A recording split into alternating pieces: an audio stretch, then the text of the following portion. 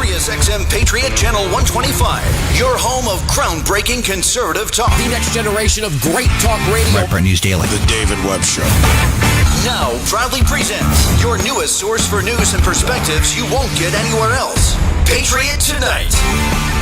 Good evening, Patriot Radio. Mark Meckler here with you this evening. It's going to be an incredible evening. What better place to spend the evening than with great patriots all across the country? To you truckers out there on the road, thank God for you guys keeping the country moving. We really appreciate you. To you in all the states, all you great patriots that make this country work, the working men and women of this country, a big old thanks to you guys.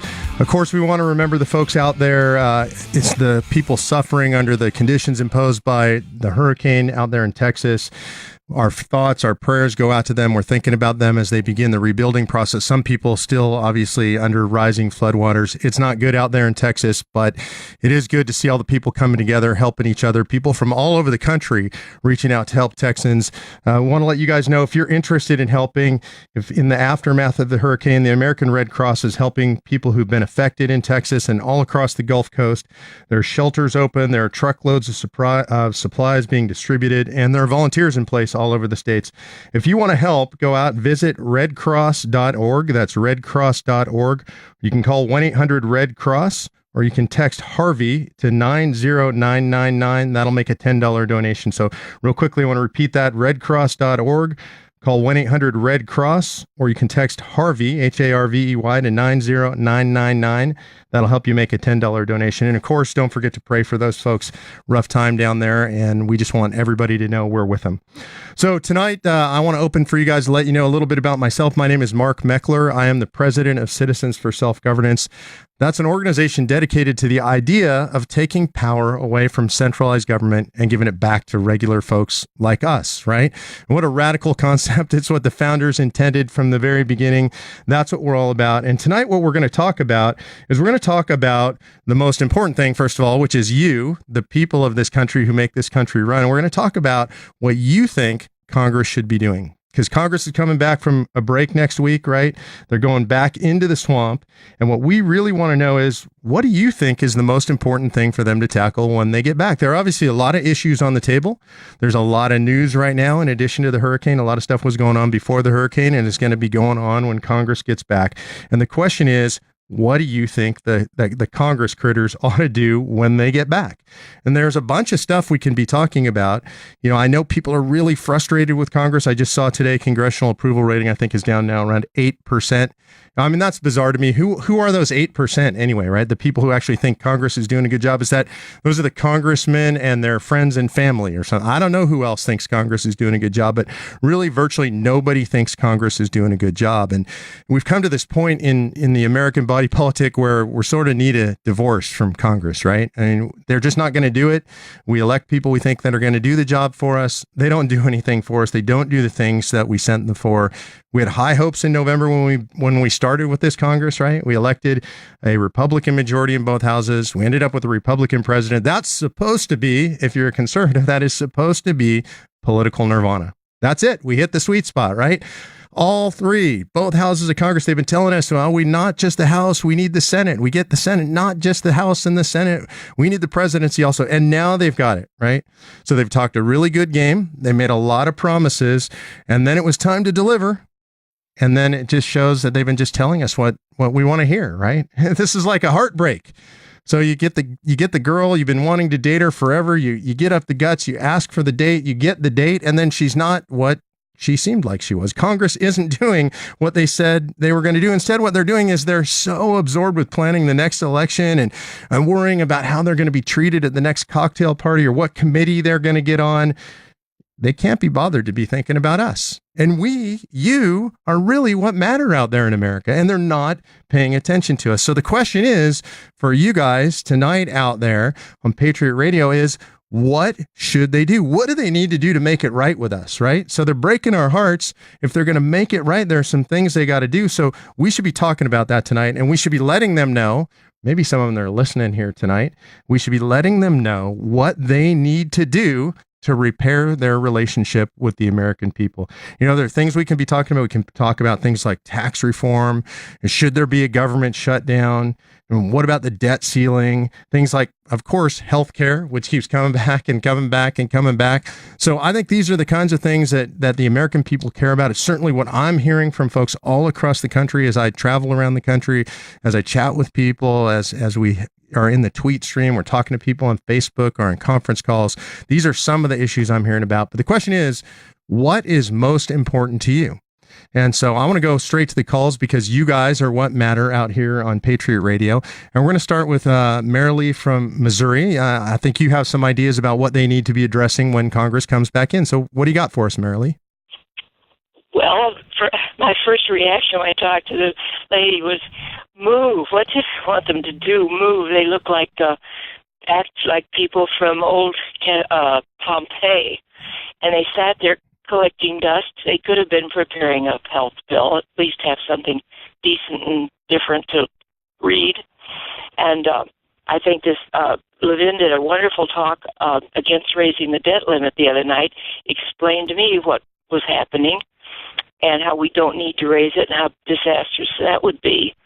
And I've got a bug in my bonnet. I think the Supreme Court ought to go back to free speech as speech, not violence and damage and all the other things that they're doing in the name of free speech.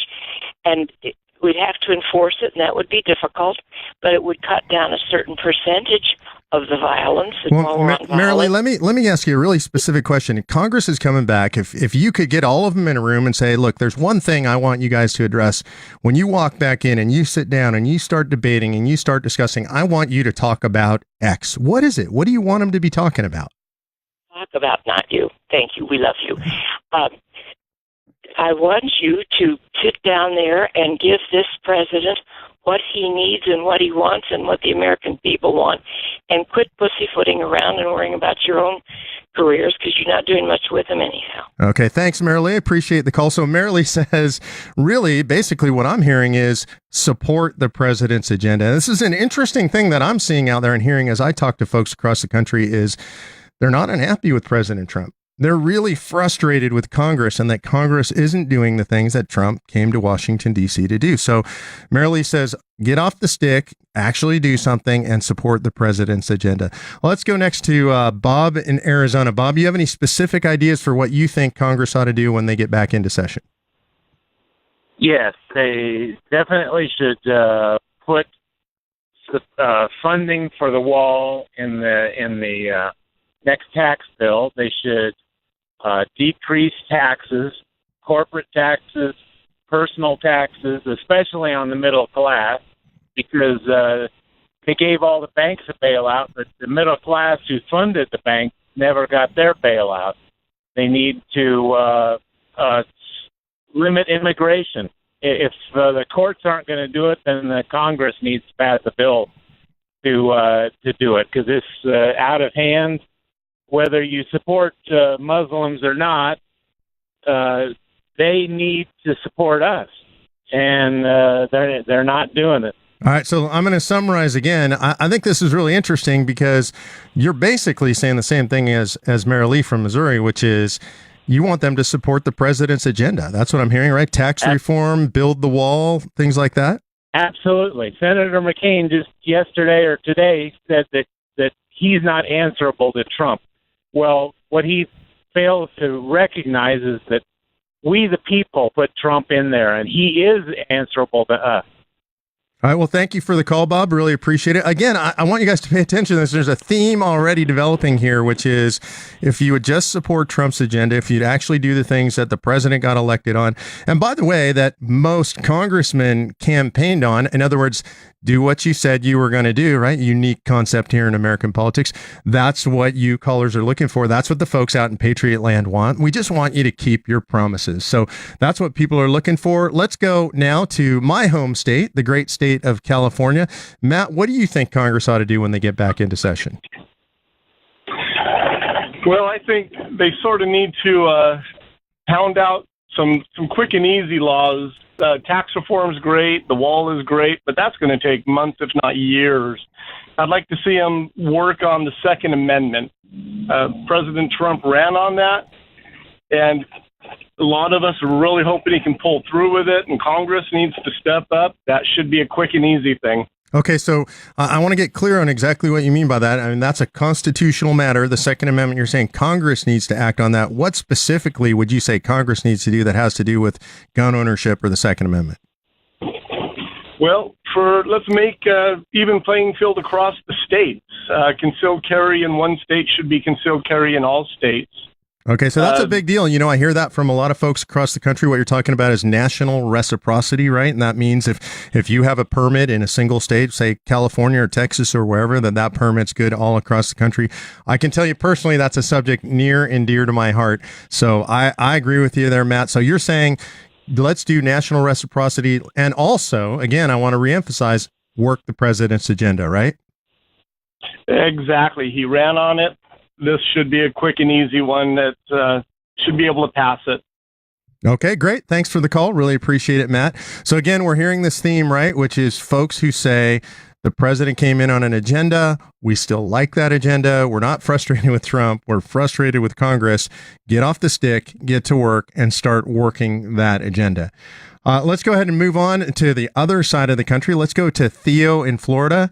Theo, it looks like you're looking for something bipartisan. What is it that you're looking for specifically? I am, sir. My wish is going to be very different.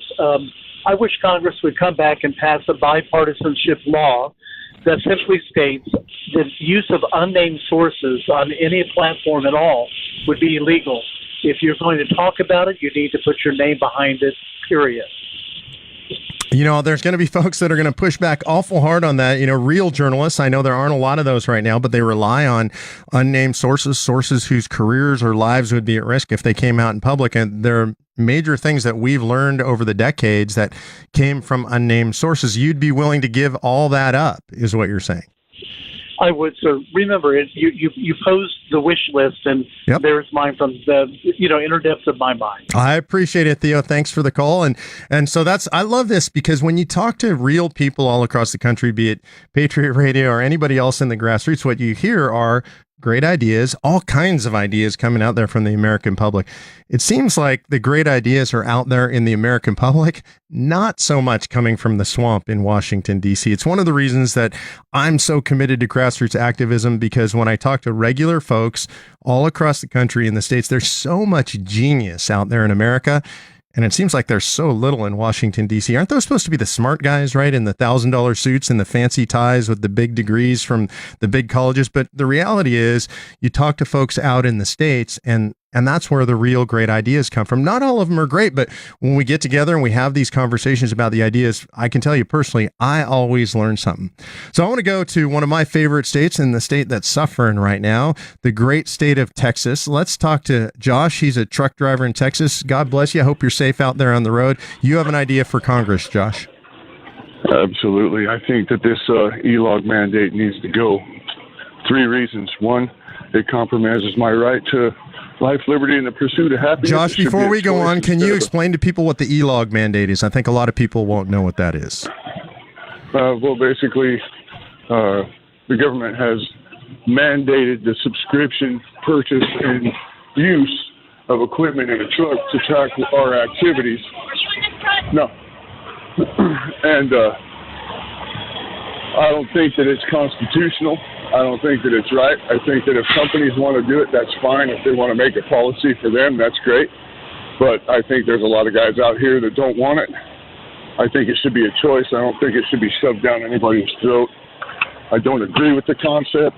And like I said, it's a violation of the Fourth Amendment because it sacrifices our protections, under the Fourth Amendment to be right, to be secure in our papers and effects, and it forces us to sacrifice our rights under the Fifth Amendment, because with these e-logs, you are now involuntarily providing records of what you do to law enforcement, and it can be used against you on a legal basis. Well, Josh, thanks for the call. I appreciate that. That's something I'd never heard about before. That's really interesting. And It is perfectly in line with everything we see the federal government doing right now, intruding on our lives in the most minuscule ways. So Josh is saying, as a truck driver, suddenly he's being forced to account for where he is, where he's going, when he's there, electronically in a way that the government can see.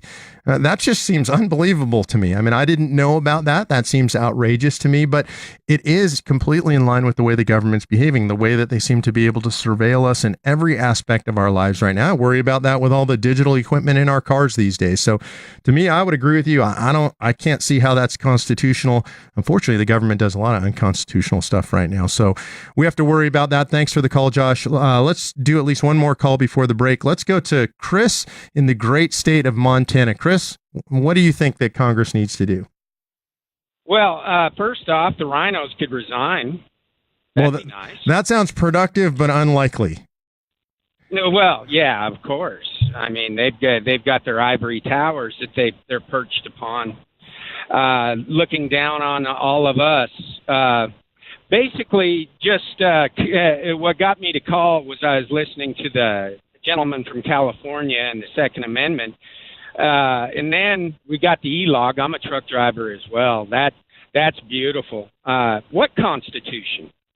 You know, talk radio is great, and this just really came to me. You're a sounding board, a blow-off valve. And the whole time that we're talking talking amongst ourselves, we know exactly what's going on, and it keeps happening to us, little by little by little. And now, in the end, what we have going on is Barack Obama went over to the UN, and he put us in a treaty. It's called the Small Arms Treaty. Okay? And that's fixing to come down. Okay? I'm not sure of the date, but I've heard about it. And basically, it puts UN in charge of disarming United States citizens. So I don't believe that reciprocity is going to be an issue if this is allowed to go through. Yeah, and Chris, I agree with you. I'm familiar with the Small Arms Treaty. We actually, luckily, that didn't get ratified, so it's not in effect. We're in good shape right now for the moment in regard to that. And I understand what you're saying about talk radio. Talk radio is, we talk, right? That's what we do on talk radio, and we listen to each other. And I agree with you. Just oftentimes all it does is just make us feel good. We're all sharing the same ideas, the same kind of beliefs. That's a great thing. But I also want you to know that you can be engaged. If you listen to the whole show, at the end of the show, we're going to talk about a tool that we have as citizens that we can literally bypass the federal government, bypass Congress, the president, and the courts, and we can restrain the federal government. We have that power. We're going to be able to do it. We're going to explain to you exactly how that works around the end of the show in the last segment. All right? Convention of the States. I get it. But I'm here to tell you, unless the American people en masse, and I'm talking about more than 50% of us, get active, and I mean active. You can't, all of us got to work. We understand that. But there isn't going to be any work if they succeed in this New World Order deal. No, Chris, we're on the exact same page. That's why I'm out there every day working. It sounds like you're engaged in good citizen work too. And you're right. People have to step up. And remember, this is what the founders told us all along, right? They told us that it was not enough to just vote. They told us that we had to be an engaged and educated citizenry or we were going to lose the country. They actually told us that the Constitution itself was only a parchment barrier. And then what they meant by that, those are just words on paper. If there aren't people there supporting it and making sure that it's actually enforced and making sure that we as a nation live up to it, we're going to lose it. We have an obligation as citizens, not just to vote, not just to talk, but to actually be engaged in the fight. But I'm telling you, I'm hopeful. I see more people engaged today than ever before. I've been doing this professionally now for 8 years in politics, and more people are involved. That's what it's going to take. Well, I most certainly hope so. Because I've been doing this. I've been talking about this stuff for the last 30 years. People used to look at me like I was crazy. No. And now all of a sudden I got old friends calling me up and going, It's amazing. You were right. Well, I wish I could tell you that people will stop telling you you're crazy. They still tell me I'm crazy. We got to go to break here. When we come back from the next break, we've got, believe it or not, incredible, great friend of mine, Colonel Alan West, joining us. He's going to talk about Congress coming back from the August break and getting to work and what he thinks they need to do. So stick with us. We'll be right back. Patriot Tonight, cutting through the bias to bring you news you can use. Good evening, Patriots. Great to be with you tonight. Mark Meckler here. We're talking about Congress. And I hope you're not eating dinner right now or, late dinner or something, because when you talk about Congress, you could lose your appetite. I know I do. But we got to talk about it because we got to do something about it. Because we got to get these guys doing something, right? We did something. The American people did something. We did something historic. We elected a House of Representatives that was allegedly conservative and Republican. They said that wasn't enough, so we elected a Senate that was allegedly Republican, at least in name, right? We did something unprecedented and elected a complete and total outsider for the first time to go in and drain the swamp. Congress made all kinds of promises to us. And speaking generically, all these guys and women went out and they said that they were going to overturn Obamacare, get rid of Obamacare. They were going to cut taxes. They were going to reform, regulate. I mean, it was going to be a miracle what happened. They made all these promises and we delivered. You delivered. The Patriots, you delivered the votes. You elected them. And man, it's been just underwhelming. What have they done, right? What is Congress doing? They're breathing a lot of air. That's about all it seems to me that they're doing. And so they're not accomplishing the things that they promised you they were going to do. I mean, you guys were looking for things like tax reform. You were looking to literally, we're talking about this right now. You were looking at shut down the government if they can't get the good stuff done. You said you don't want the debt ceiling raised. You said you want Obamacare repealed. And it doesn't seem like they have the spine to do any of it. It's really extraordinary and sad, right? And so we have a guest coming up right now that I'm really excited to have because he's been there. He's been on the inside. He is absolutely a warrior for freedom. He is a military warrior. It's Colonel Alan West. And Colonel West was elected to the United States Congress, Florida's 22nd District in 2010. In the 112th, he sat on the Small Business and Armed Service Committee. He was instrumental in the passage of the 2011-2012 National Defense Authorization Acts, Fox News contributor, contributing columnist for Town Hall, and an author of Guardian of the Republic, An American Ronin's Journey to Faith, Family, and Freedom, and a good friend. Colonel West, pleasure to have you with us tonight. It's good to be with you, Mark. Thank you. Well, so first of all, as somebody who's been there, you've been inside, you were in the swamp, in the heat of it. Can you just give me, what's your view of what's actually going on there right now? Because from the outside, I can tell you it's impossible to understand why they can't get anything done. Well, the thing is, you say the theme and the mantra of draining the swamp. Well, I think that the swamp is really draining the effort to eradicate it. And when you look at the things, as you said, in 2010 we had the incredible victory with the biggest flip of the House of Representatives in seats, I think like 63. But then they said that wasn't enough. They needed the Senate. So they got the Senate in 2014, and then they continue to say it wasn't enough. They got the White House, but now we're finding out that people say certain things as campaign rhetoric, but they don't mean it. It is unconscionable to me that we have, a Congress that is led by GOP, House, and the Senate, and they still took a recess off, and they hadn't accomplished anything as far as major legislation. We keep hearing about, repeal and replace Obamacare. That went away. They could have just done the 2015 legislation that they passed in the House and Senate. Of course, President Obama vetoed. You heard about the tax reform. They said, well, we'll get it done in March. No, we'll probably get it done late spring. No, we'll get it done this summer. And now, Mitch McConnell is saying, well, this Congress may get it done, but maybe not in this year.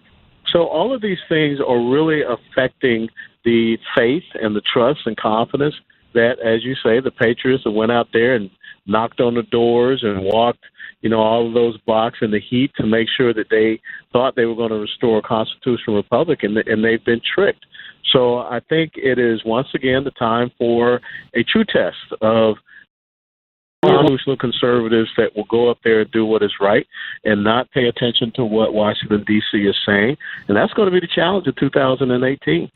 Well, Colonel, so having been inside, can you kind of give people a view inside? Like, what's it like? If I know you stood against the leadership, you were willing to stand on principle.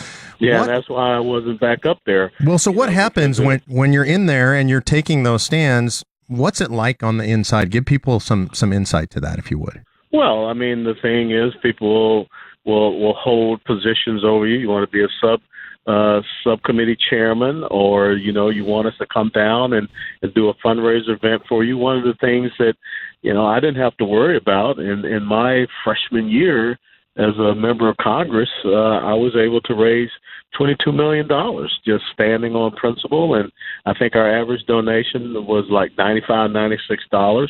And so when, I was part of the redistricting at the time, and Republicans redistricted me out. And then, of course, I was the number one target for the Democrats. And I kind of, appreciate that, because it shows that I was standing up for the oath that I took back on 31 July 1982. And I just believe that there are too many people that are leaning toward their own self-interest and their special interest, especially with the K Street lobby, and they're not, owning up and doing what the American interest is. And when you have a Senate Majority Leader such as Mitch McConnell, when he went out and said that, perhaps the president had excessive expectations, no. The American people had the expectations of you doing what you said you were going to do, all of these years. And so, again, it's just a break of trust.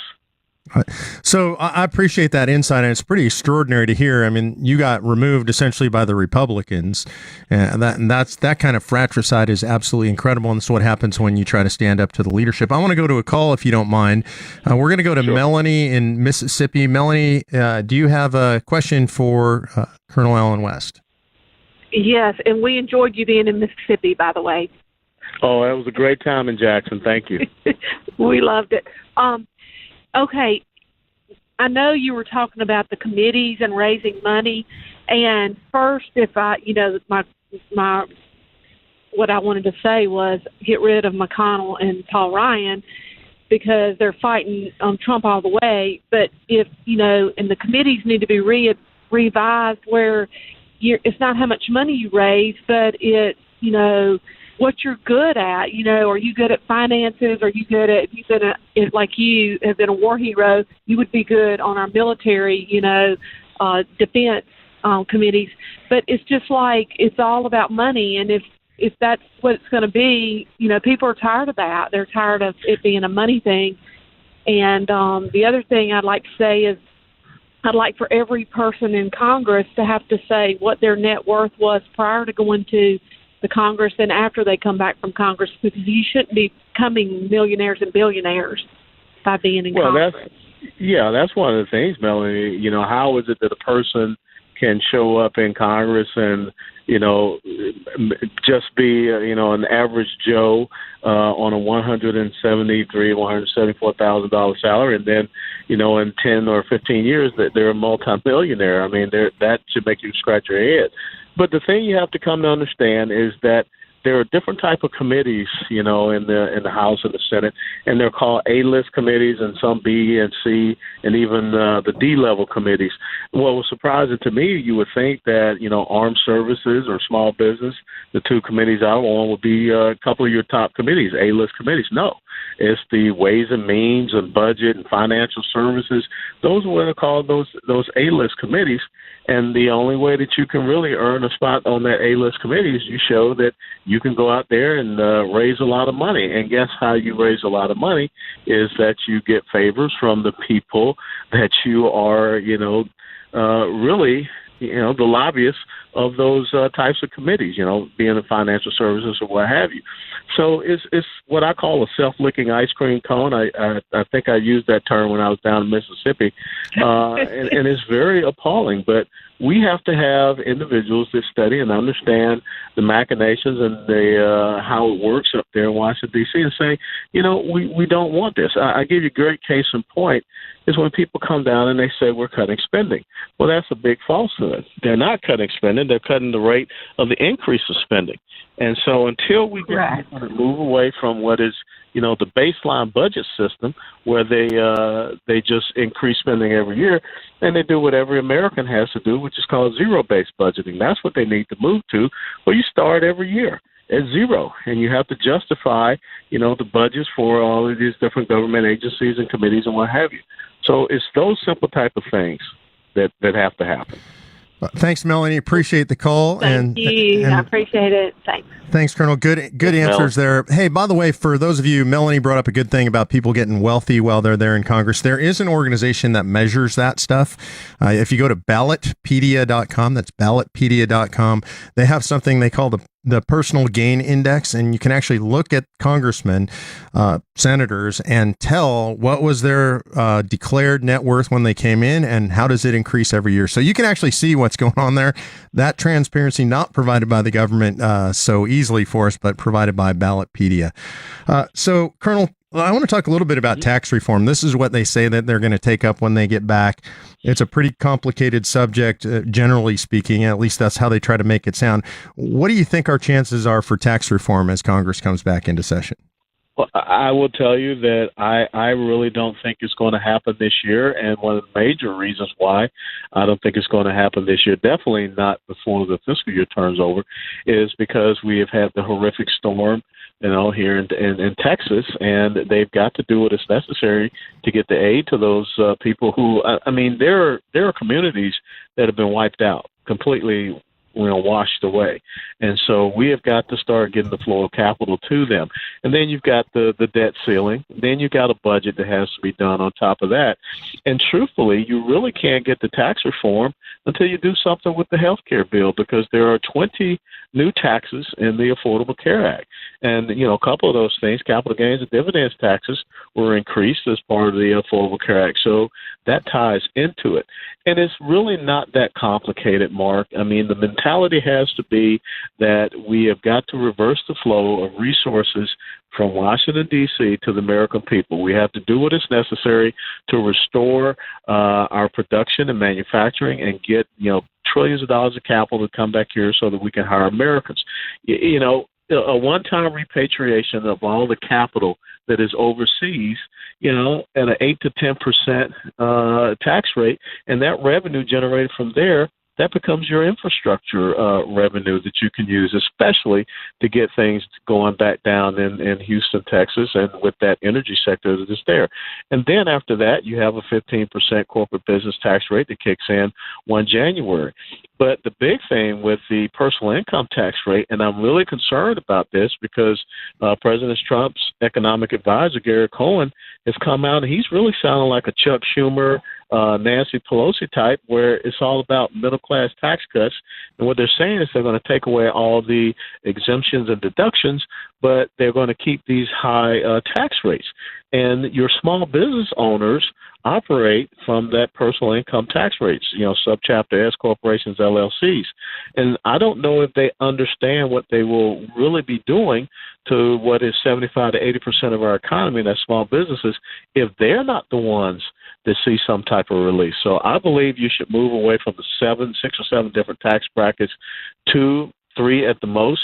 And I think that with the personal income taxes, it should be anywhere from 10 to 25%. It should not be higher than 25%. We need to, take capital gains and dividends back to Reagan era. We need to eliminate the death tax and probably keep 2 deductions on the personal income side, which is mortgage interest and charitable contributions. But the key thing is Washington, D.C. has to have budget reform itself and spending reform. And do you think, because what I'm hearing you say is this is all part of one big package. Do you think that the wherewithal exists in Washington, D.C. to actually do something that's serious right now? No, it doesn't. And the sad thing, I hate to be a realist, but because since I've been up there and I know these people, I know the doublespeak. Because you're already hearing folks, well, maybe we can have a tax cut and not the tax reform. We need to have predictable tax reform, and it does not need to be something that, is for the next 10 years or whatever. It needs to be permanent so that in 10 years we're not coming up and saying, oh, we got tax cuts that are, expiring. And listen for these words. Whenever you hear the folks up in Washington, D.C. start talking about things have to be revenue neutral, that means that they're more so concerned about, making sure that they balance it on the backs of someone, because they're not going to fix their spending. What they should be talking about is deficit neutral, which means that they are doing what is necessary to get their spending under control and provide the tax relief and the tax reform to the American people. Yeah, that's interesting, because when you listen to the president and he did his tax reform speech, I thought it was a good, solid speech full of common sense stuff, but you certainly didn't hear anything about spending cuts. No, and that's what concerns me, really, because, look, I'm going to be very honest. Gary Cohn is not a constitutional conservative, and Steve Mnuchin is not either. These guys are New York liberal progressives.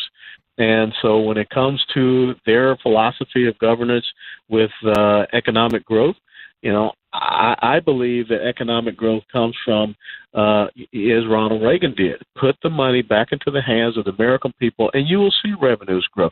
Art Laffers, supply side economics. But, when I heard the words from Gary Cohn this week, he really sounded more like a Chuck Schumer and Nancy Pelosi or some of the others, on the left side of the aisle, and not someone that is talking about truly strengthening our economy. So, I know you've been a grassroots activist with the best of them. I heard you just were in Jackson, and you're all over the country talking to grassroots folks. So we got to be in this fight, right? So what do guys like you and I, what do great patriots like those people listening on Patriot Radio do? What do they do to get Congress to actually do its job, to do the things that you're talking about? Well, I think the most important thing is to study and educate yourself on these critical issues, so that when the member of Congress, being the House or Senate, comes down to speak to you, they're not blowing the, smoke up your you-know-what. You're able to challenge them. And I think another thing is that we have to realize that no one is entitled to be a member of Congress, being at the House or Senate. You are supposed to be a citizen servant. You're supposed to believe in servant leadership. And, the people need to raise up those that can replace them if they are not doing as they have said they would do. And, at the end of this year, if we have a year that has gone by without any tax or any health care reform, we really need to sit back, scratch our heads and say, how do we make sure we have people that will stand up? We know who the progressive socialists are, Mark, and we know what they want. They want wealth redistribution. They want a nationalized production. They want, to expand a welfare nanny state. They believe that, everybody's equal and social egalitarianism, and they believe in secular humanism. And we need to have people that are willing to, identify those individuals and come up with a philosophy of governance that is based upon our founding documents, and not, get up to Washington, D.C. and say, well, this is too hard, or, we have to, do what the Washington Post or the New York Times likes, or things of this nature. We need people that truly believe in limited government, fiscal responsibility, individual sovereignty, free market, free enterprise economy, and a strong national defense, peace through strength. The most important responsibility of the federal government is to provide for the common defense, not provide common welfare. Yeah, and I think we've been struggling with that for a long time. So we're banging on these guys pretty hard in Washington, D.C., and I think it's because it's deserved. But from being there are always some folks inside that are constitutionalists, that actually do believe in limited government. They went there for the right reason. Who should we be listening to right now? Who's on the inside that's fighting the good fight? Well, I tell you, I think that Jim Jordan out of Ohio would make a great speaker. And I think that when you look at some of the fellows in the House Freedom Caucus, they're standing up and trying to do the right things. On the Senate side, you have some, people like the Mike Lees and, Rand Paul. He can kind of get out there sometimes, but, for the most part, he's pretty straight shooting kind of guy. But I think the Senate is where you really need to try to change course, because they have held up a lot of things that should be an easy layup. But overall, we need to just have people that understand this is not the time for business as usual. You don't take a recess, take a vacation for 40, 45 days when you haven't done your work. That's not how we're raised in the military. You don't go home till the mission's accomplished. So, one of the things that I believe, we need to get more military conservatives up there in the House and the Senate. And I also think this is a great time to get more minority conservatives up there that can undermine the message of victimization that you see coming from the left. So, having been there, you've heard talk while you're there and now currently about a government shutdown and big fears about a government shutdown. That's not going to happen. Because right now, those people in Houston need for these men and women in the House and Senate to go up there and act like adults and do what is necessary to take care of these people that have lost everything. I mean, it's going to take Houston 2, maybe 3 years to recover from this. 50 inches plus of rain to include Louisiana. There are whole neighborhoods that will have to be bulldozed and rebuilt. And think about the people that are going to be out of work. Think about the small businesses that may never come back. Think about the schools and what is happening for the kids down there. Some of these schools may not be able to open up again until next January, if maybe not this entire year. So we need these people to act like, big boys and big girls and not go up there with their petty little fights and what have you. So I think all talk about a government shutdown is completely done now. So, this is interesting because sometimes what you have is things happen, right? Change the political climate. And what you're saying is, well, a shutdown might have been on the table before because of this weather event, because of the tragedy down there. You think that's just completely off the table at this point? Yeah, I do. I really do think that's off the table. And I think that, now is the time for people to sit down and truly talk about what are the priorities to happen. And this is why I say tax reform is so important. You need economic growth. Houston, Texas, and that area, that's the 4th largest city in the United States of America. But even more so, Texas's economy is so important to the United States of America. And the energy sector is so important for the economy of the United States of America. And so that's where we need to be looking at what are the policies that need to be passed, what are the reforms that need to be passed so that we make sure we don't have a lagging economy. It was amazing that we just saw the second quarter GDP was revised upward to 3%. Now, that is happening without any major legislative accomplishments for our economy.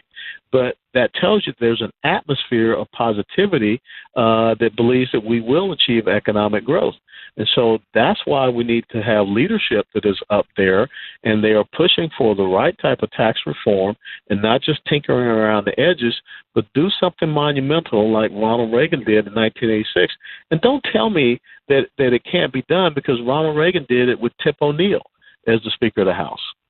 I appreciate those are great comments, Colonel. And when we come back, I want to talk some more and close out on revamping the tax code, what you think needs to be done, what are the prospects. And I'd like you to think about this over the break. Can we get it done in pieces? Do they have to do a big, giant thing like you talked about? Because that sounds daunting and overwhelming and maybe impossible. Are there pieces that we could see get done? We'll come back to you right after the break. To all the Patriots out there, stick with us. Be safe on the roads. We'll see you on the other side of the break. News you can use from your point of view. Patriot Tonight. Good evening, Patriots. Thanks for being with us. If you're out there on the road, be safe. To those of you in Texas, our prayers and thoughts, our hearts are with you this evening. We're with Colonel Allen West, great American patriot himself, served in Congress, served our country in the military proudly and honorably. We're glad to have you with us, Colonel. Quick summary. Can we get any tax reform done? Can we get it done in pieces? Is it one just cluster? What's going to happen here?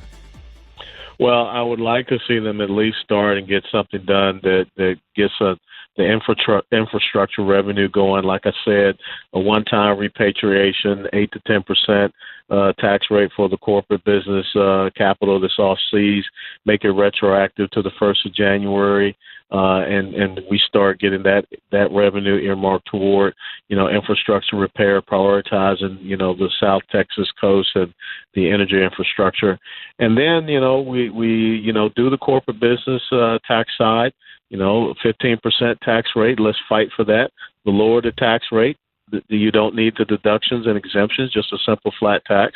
And then we should go and tackle the personal income tax and reform that. And so, this was something that I thought, Republicans would have had done and had plans for back in March. But the fact that we're, dilly-dallying around now, that's why I really don't have a lot of optimism for this year. And then again, you have to look at, the Affordable Care Act. was just a wealth redistribution scheme with 20 new taxes and an expansion of Medicaid. And anybody that thinks an expanded Medicaid is a good, viable solution for health care in America, they're delusional. So I think that's an easy argument to make as well. Okay, thank you. So I want to do something here. It's really important. We've got a veteran on the line, Josh in North Carolina, so I think it's important we get him on before we go to the break. So, Josh, you had a question for the Colonel? Yes. Sir, my question for you specifically is about politics running the military.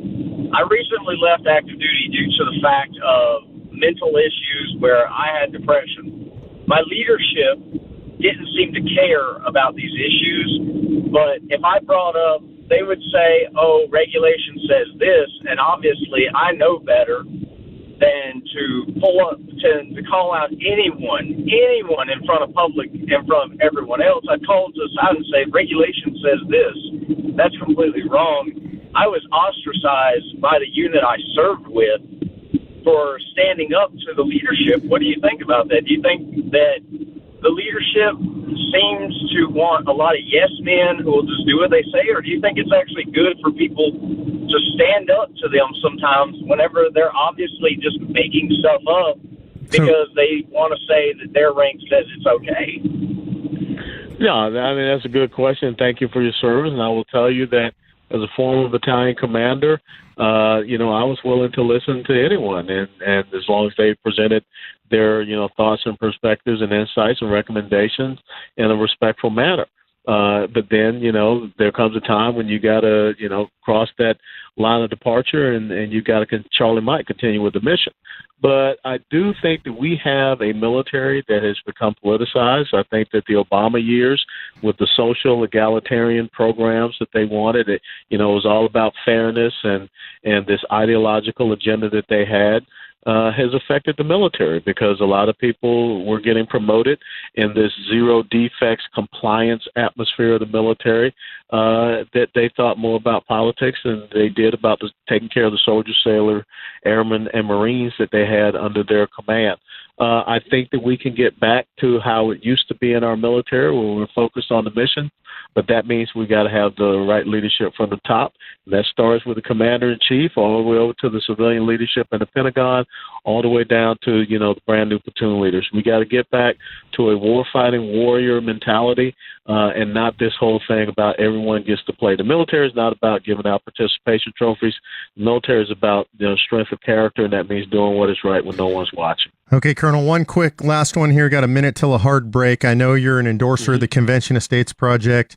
People have lost hope in the federal government. There's another solution. Can you give them a brief reason why you support the idea of a Convention of States? The founding fathers put Article 5 in there for a reason because they knew that man would eventually think more of his own self-interest and other special interests than he would the interests of the country. And when I think about the fact that we can get 34 state legislatures to come together, they can recommend an amendment to the Constitution. If we can get 38 state legislatures, they can actually amend the Constitution. If you want to have a balanced budget amendment, it's not going to come from up there in Washington, D.C. I was there when they voted on it last time. They actually cheered when it failed. If you want to have term limits, I believe that no one should serve more than 12 years up there in Washington, D.C. That's 6 terms in the House, 2 terms in the Senate.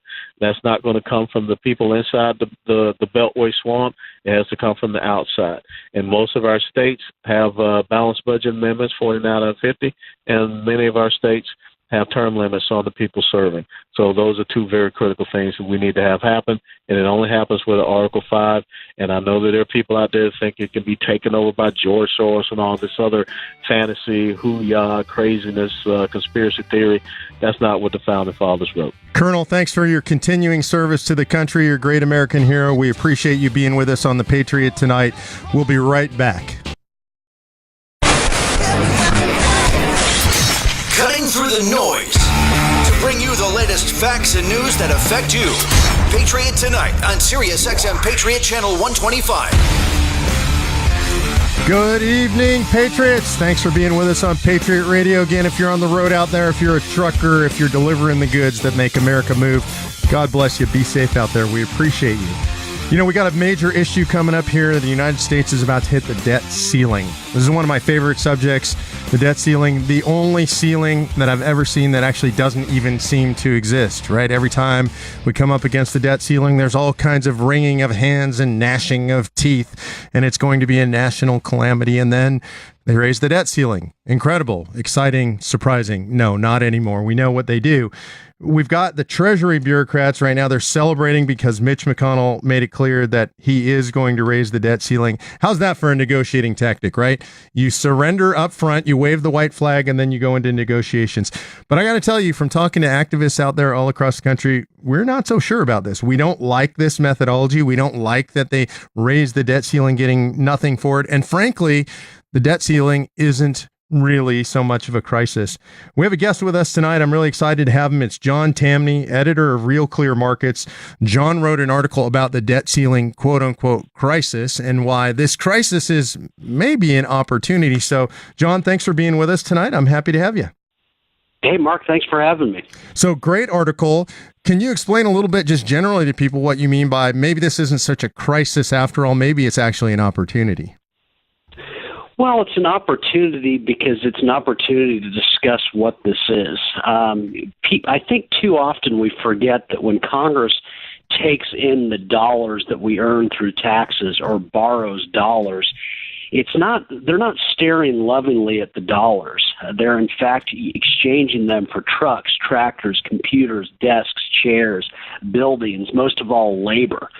When Congress takes in our money, it is centrally planning a major part of our economy because it's bidding up against the private sector for precious resources. And so my argument is that we've got to stop talking about debt or surplus. The big tragedy here is the spending itself. Congress and politicians, they exist to spend. Doesn't matter if it's Republican or Democrat, spending always and everywhere rises. And that's the big tragedy. We've got to remember what that is. This is the political class bidding against the private sector where all wealth is created for the resources necessary to grow the economy. So I want you to simplify that for me. I'm a simple guy, just a grassroots activist. And when you talk about the debt ceiling in relation to spending and taking our money away, how does the debt ceiling affect that? I mean, I understand it in terms of taxation, but how does the debt ceiling play into that equation? Well, the debt ceiling plays into it in that every few years we reach this. Okay, we've got this much debt. Okay, in order for Congress to continue to spend, in order for government to continue to operate, we need to expand the amount of debt that Treasury is legally allowed to basically issue, so that government continue to operate. And so, okay. To me, that's not a big story. Would we prefer an annual balanced budget of $4 trillion, or would we prefer an annual deficit of $1 trillion on $1.5 trillion in spending? I'll take the deficit every day of the week, and I'll keep raising that debt ceiling. To me, the big story is the amount of spending in total. A balanced budget is just the path to massive government. What we need to talk about is just a reduction in spending overall. Who cares whether they borrow it or tax it?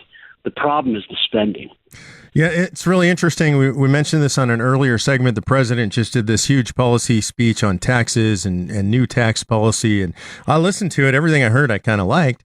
But there was this gaping hole in the middle of it, which is no discussion whatsoever about spending levels. Did you notice that in that tax policy speech? I noticed it, and that's Trump for you. We are talking about someone who's he's a paradox. He wants to cut taxes on the American worker. Then he at least talks about how he's going to slap tariffs on all sorts of goods, which would be a huge tax increase on the American worker. Republicans have never been able or willing to talk about spending. Spending is the ultimate tax. Let's remember, there are no companies and no jobs without investment first. What are companies trying to access when they seek investment? They're not looking to access dollars. They're looking to access real resources, trucks, tractors, computers, desk chairs, all those things. And so when government spends, It is taxing the economy's ability to grow very explicitly, yet Republicans act like spending isn't a problem. No, it's a huge problem. And it's not because, we need to cut spending because we face a crisis. No, the crisis is how much more the economy would be growing if government weren't consuming so much of the wealth we create. One of the things that I found so interesting about your article is you talk about all the things, the potential things that could have or would have happened if we didn't have this massive government spending. Can you address all that lost opportunity? You can talk about what that means. Yeah, someday I'm going to raise money, and I'm serious about this, to start a mobile museum, and it's going to be called the Museum of the Unseen. And people will visit it, and there will be nothing inside the museum. And my point there is we have to consider government spending in terms of what was never created. All the future ESPNs that died in their cradle basically because they could not access money that is the path to resources. Think about all the people who needlessly died of cancer because we haven't done near the amount of experimentation on cancer cures that would bring us closer to it. Think about all the technological innovations that would make the Wi-Fi that we enjoy today dated by comparison. People are going to think I'm nuts, but think about how Americans have missed out on owning private jets precisely because government is spending so much of our wealth. And my point is, 100 years ago, if you knew someone who had a car, forget about if you had a car, if you knew someone who had a car in the early 20th century, you were a very rich person. It was assumed that Americans would never have broad ownership of automobiles. It was thought that is impossible. Only millionaires own them. Well, look at today. It's what we all have. Private jets are this obscure luxury that we all look at longingly. But imagine if government hadn't been spending all of these resources, we would be closer and closer to private jets that would be accessible for everyone. And so it's the unseen. It's what we don't have because government is wasting so much of our wealth. This is something I want people to really dig into. They can, by the way, read your article, the one that I'm referencing. It's called The Economic Opportunity Inside a Debt Ceiling Crisis. That's at realclearmarkets.com. I want people to understand there's an opportunity cost. This is what you're talking about. In other words, when the government consumes resources, those resources aren't available to the private sector. And government isn't creating anything for us, right? They're not creating wealth. They're not inventing stuff. They're not curing cancer. They're not doing all the things you're discussing. So that's the opportunity cost you're talking about, right? Absolutely. And let me be clear. Some will respond to all this that, government's constantly experimenting on cancer cures and government's constantly investing. Well, it is, but see, government can't be a good investor. And this would be true even if Warren Buffett were the senator from Nebraska. And it can't be because there's no failure inside government. Bad ideas generally live forever. Whereas in Silicon Valley, just about every company founded this year will be dead next year. So the failure is the constant 9 times out of 10 rule in innovative parts of the United States. And that's the difference. And so when government is consuming precious resources like this, there are less in the way of new businesses starting, and such that the 1 out of 10 that succeed, the rare Amazon, the rare Microsoft, the rare Google that utterly transform our lives, they're not getting the chance to start in the first place. And we've also got to remember, look at something like Nike. Everyone knows what Nike is. What most people don't realize is that for the first 18 years of Nike's existence, the founder, Phil Knight, went to bed every night terrified that the next day was going to be the company's last. What was his persistent problem? He could not find capital, money, to exchange for resources to build his business. This is what we have to keep in mind when government spends with abandon, when politicians promise us things with government spending. It means that there are Nikes out there that have less in the way of resources to access, and they're dying as a result. That's what we're missing out on, utterly transformative advances in technology, luxury items, healthcare advances, so that politicians can spend our money. I mean, forget about the ideology. Think about what we're losing here. Yeah, and so what you're saying is that the economy is essentially a net sum game. There's only so much capital flowing through the economy at any given time.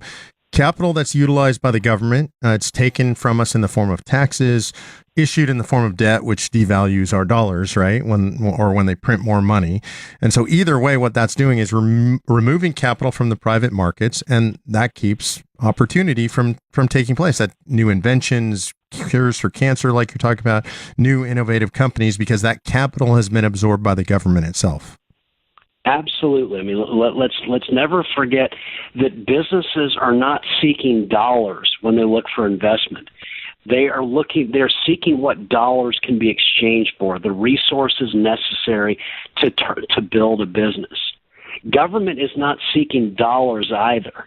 It's not staring lovingly at the dollars it taxes and borrows from us. Government is seeking to control the resources in the economy. And so we have a choice. Do we want to leave these resources in the private sector, where the profit motive and failure will define where they go, as in the failures will die quickly and the resources will be released to better, more innovative owners? Or do we want government to constantly expand on its failures? When government fails, they just expand the entity that is failing. In the private sector, the exact opposite occurs, so we get it to its highest use. And so, of course, I don't care what your ideology is, this is a bad deal for the American people. It's bad for freedom, but it's horrible for economic growth, and we have to always consider the unseen. People who don't understand this should go out and talk to the most successful business person they know and say, what was it like in the early days? I guarantee you, in every instance, this person will tell you that this business nearly died several times for a lack of access to resources. This is what government spending means. It is consuming these precious resources necessary for a business that starts up to grow and succeed, and in doing so give us opportunities in terms of work and in terms of making our lives healthier, wealthier, wiser, all that. John, I want to dig in a little bit more on the debt ceiling itself and the mechanism there so people understand what's really going on. So what you hear is, it's a calamity. The castle's going to come falling down. We're going to default on our sovereign debt. The whole world is going to collapse if we hit the debt ceiling and we don't extend that. Can you talk about the reality of what actually happens if we hit the debt ceiling? What utter nonsense. What complete nonsense. For one, when Treasury issues debt, what is it paying out? If you own a U.S. Treasury, you own access to future dollar income streams. You are buying dollars in the future. And so does anyone listening tonight think that the dollar is stronger today than it was in the year 2000, or stronger than it was in 1970 or 1933? We have been defaulting on our debt for decades. And how we know that is just look at the value of the dollar. If Treasury is paying out dollars, well, the Treasury is paying out dollars that have at times, the 1970s most notably, the 2000s, weakened substantially. So we've been in default for the longest time. The world didn't end. Did the economy weaken as a result? Yes, when you devalue the dollar, the U.S. economy naturally weakens. But we've defaulted numerous times. So let's stop acting like if we default again, that somehow the world's going to end. Now let's look at this more realistically. What if California defaults on its debt? People have talked about that for years and years. Does anyone think that Apple suddenly is going to have a difficult time raising capital in the private markets? Well, the same thing with U.S. Treasury. If it defaults, okay, it's going to be more difficult for the U.S. Treasury to borrow dollars. Well, that's a good thing. Again, Treasury is borrowing access to precious resources. It would be a great thing if Treasury had to pay more to access the goods and services that it wastes.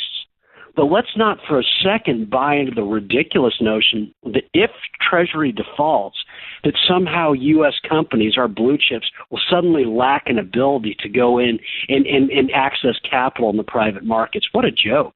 So in other words, essentially business as usual will continue. And in fact, what I think you're saying is over time we reach a new equilibrium, which is a healthier equilibrium.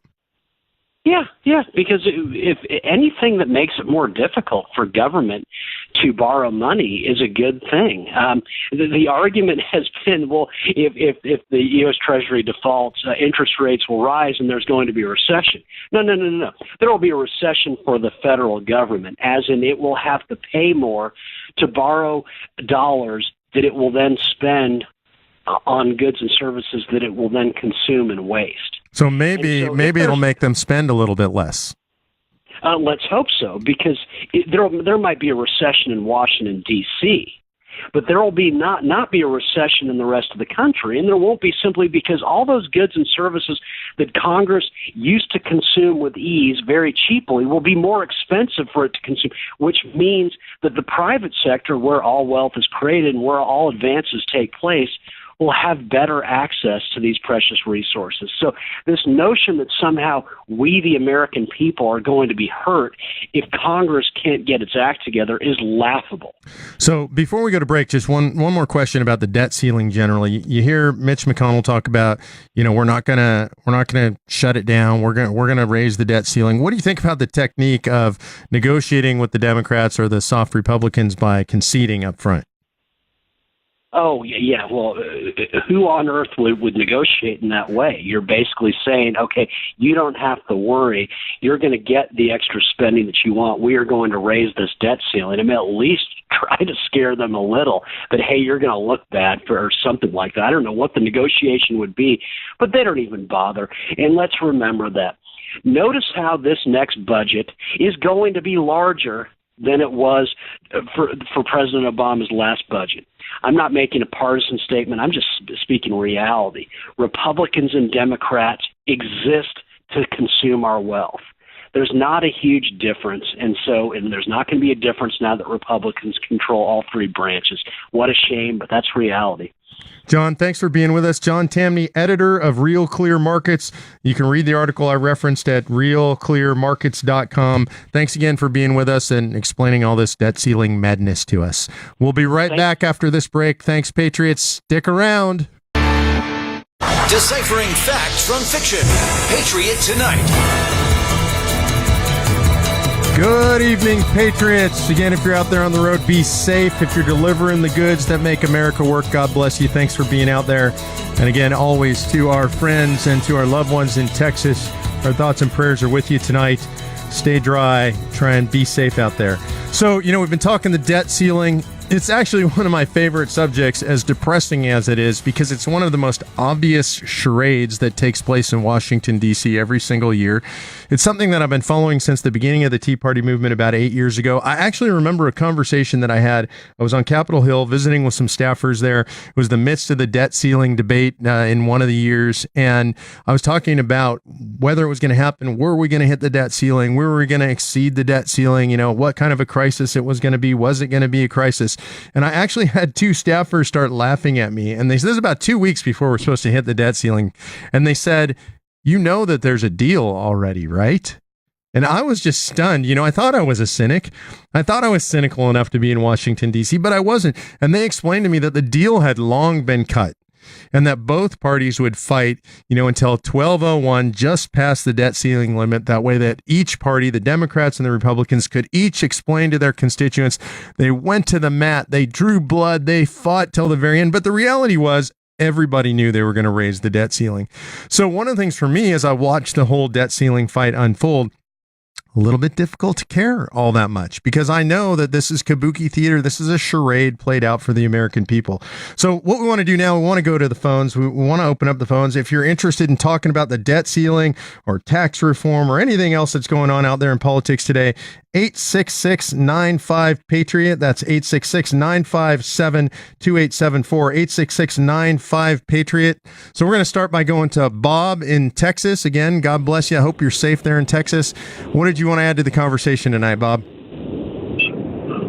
Well, you guys are talking about this Article 5, the Convention of States, and I hate to sound so uninformed, but that no one seems to be making this a big deal other than you.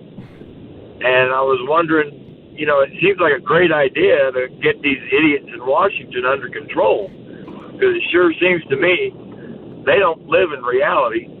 I own 2 companies. I work 7 days a week, and I put my blood in, but these guys just seem to play around and do nothing. Yeah, I agree with you. They are playing around and doing nothing.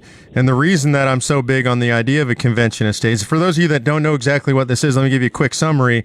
Article 5 of the Constitution gives us, you and me and Bob there in Texas, all of us in the country, the power to call a convention, specifically with the purpose of proposing amendments to restrain the federal government. And guess what? We don't need the federal government's permission to do this. Not Congress, not the president, not the courts. We, the people, are sovereign. We have the power to do this. And so you see what happens, right? And so we elect people. They go to Washington, D.C. They don't do what they promise they're going to do. And then we rinse, repeat, and do it all over again. We've been doing this for a long time. So the question we got to ask ourselves is, how long are we going to do that? And I think the time has come. Lots of people think the time has come. Mark Levin, a lot of other people like that, as you heard Colonel Allen West, to call a convention, to get our hands around the throat of the federal government and throttle it back down, to shove the thing back into the constitutional box in which it was intended to exist. So, Bob, I agree with you. There are a couple of million people around the country that are on board with this movement already. So I appreciate the support for that. We need to get that to about 20 million, and we're going to get it done. Tell me when and where, and I'm there. I appreciate it, brother. ConventionOfStates.com, huge army in Texas. So join those folks, and they'll tell you exactly how to be involved. So let's continue to talk about the debt ceiling and about taxes and tax reform. We talked earlier to Colonel Allen West, and he didn't sound too optimistic about getting anything done in tax reform before the end of the year. He made it sound big and complicated. I'm hoping maybe he's wrong about that. They get to some of the small stuff. Certainly they need to get to relief in Texas, right? So there are folks that are in serious need. The federal government has a role to play down there. We hope that they get that done quickly and get to tax reform. This whole debt ceiling thing, I hope that the Freedom Caucus, the folks leading that, Jim Jordan, Mark Meadows, a bunch of those guys, Representative Duncan down in South Carolina, real heroes there in Congress. I hope they lead the fight to keep them from raising the debt ceiling without getting something substantial for it, something like, spending cuts. I work with Tom Coburn. I have the chance to work with Senator Coburn almost every single day. He's a great American hero, served in the House, served in the Senate, kept his term limits promises, and every year presented to Congress billions, with a B, billions of dollars in spending that the General Accounting Office said were wasteful, duplicative, or fraudulent. And in his time in the Senate, he couldn't get them to cut a single penny of it. I mean, that's just really incredible to me, right? So this shows you how big the problem is, why we really need serious people to do something about it, and in my opinion, why we need a convention of states. So I want to go to another caller. Let's go to our friend Kevin in Indiana, wants to talk to us about the debt ceiling. Hey, Kevin, what do you got to add on the debt ceiling for us?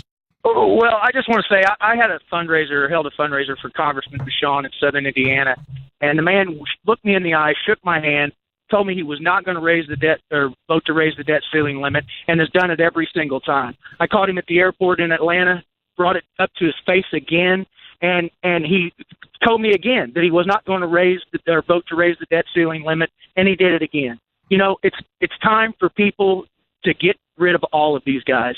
We need Tea Party, constitutional conservatives in office that are willing to buck the system, turn it upside down on its head, and start fighting for people like me that are out here paying the taxes, abiding by the laws, volunteering our time to the community, being good stewards, raising our children, trying to make them productive citizens, and we get crapped on every time we turn around. I'm sick of it. We need real representatives in our government that represent the people, not.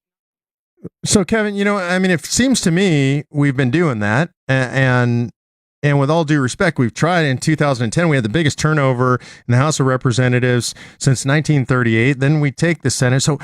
So I'm not sure that putting the right people in place is the solution. I think we should keep fighting to do that. Don't get me wrong. I'm not giving up. I would never give up on electing the right people. But the question is that enough? I got to tell you, in Indiana, you guys already passed the Convention of States resolution along with 11 other states. So you guys are ahead of the curve.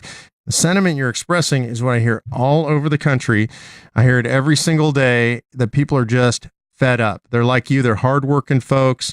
Maybe they run their own businesses. They're trying to raise their kids, and they're just sick of Washington, D.C. being out of touch. One of the things I would say is that guy that lied to you in your district, he needs to go. And you need to help. Exactly. You need to be part of the solution. Help find somebody to get rid of the guy. These guys that are lying to us, they just got to go every time. I agree, and it's got to happen soon because we're running out of time. We're becoming a socialist nation, communist for that matter, right under our eyes, and people are just they're so ticked off. I'm going to be polite on the radio, but people are furious, and when this government acts like they don't listen to us, there's a powder keg brewing. I'm telling you right now, people are upset. You know, they better start getting things done up there, or there's going to be an absolute all-out rebellion. I'm glad you're expressing it the way you are. This is something that I've been trying to explain to people in Washington, D.C. I talk to people in think tanks all the time, and they write white papers, and they tell me how, if we could just fix the appropriations process or something like that, everything would be okay. And I tell them there is a white-hot fury, an anti-Congress fury brewing in the United States of America. They have no idea what's coming. So you're a good reflection of that, Kevin. I appreciate the call. Thanks for being with us tonight. Stay in the fight. We need you in the fight. Next call, I want to go out to my home state of California. I want to talk to Chris. Chris, what's going on tonight? Hey, thanks so much for taking the call. Actually, first-time caller. Great show. Thanks for being here.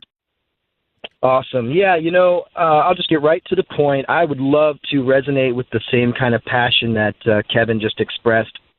Coming out of our liberal Southern California over here, I want to turn the attention back to the education system in liberal states and much of America. And when you talked earlier about kabuki theater, earlier on the opening of the show, this segment, you talked about the government exists more or less in so many ways as kabuki theater for the American people to feel like they're a part of this game. But really, the deals are already struck.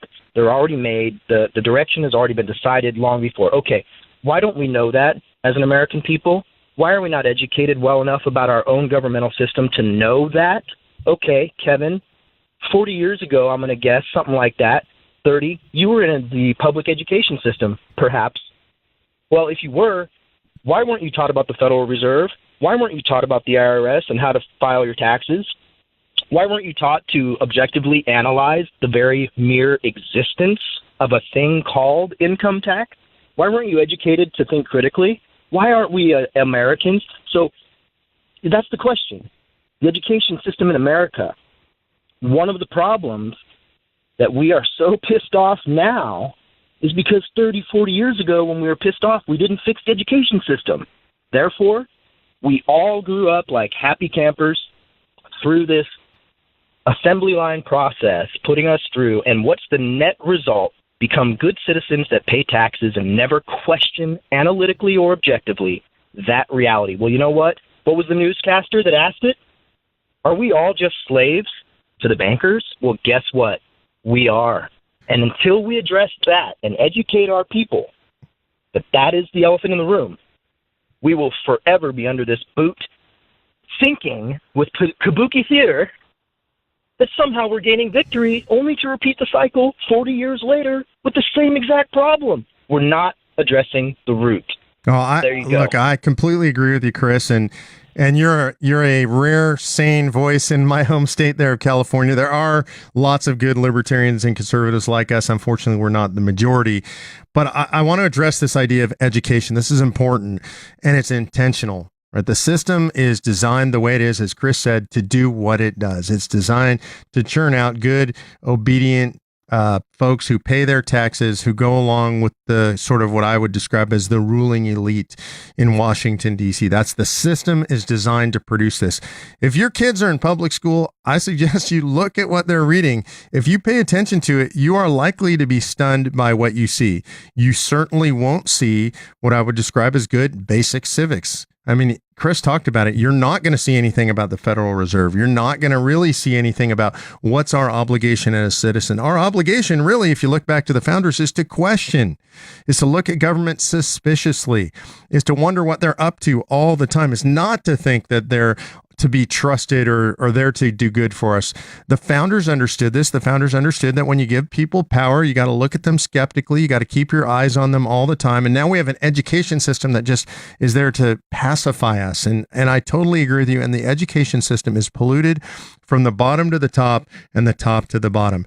But here's what the miracle is to me about that, right? So you still have right now over 72% of the American public say that the federal government is too big and too powerful and does too much. I'm not kidding when I say that's a miracle. I want you to think about that.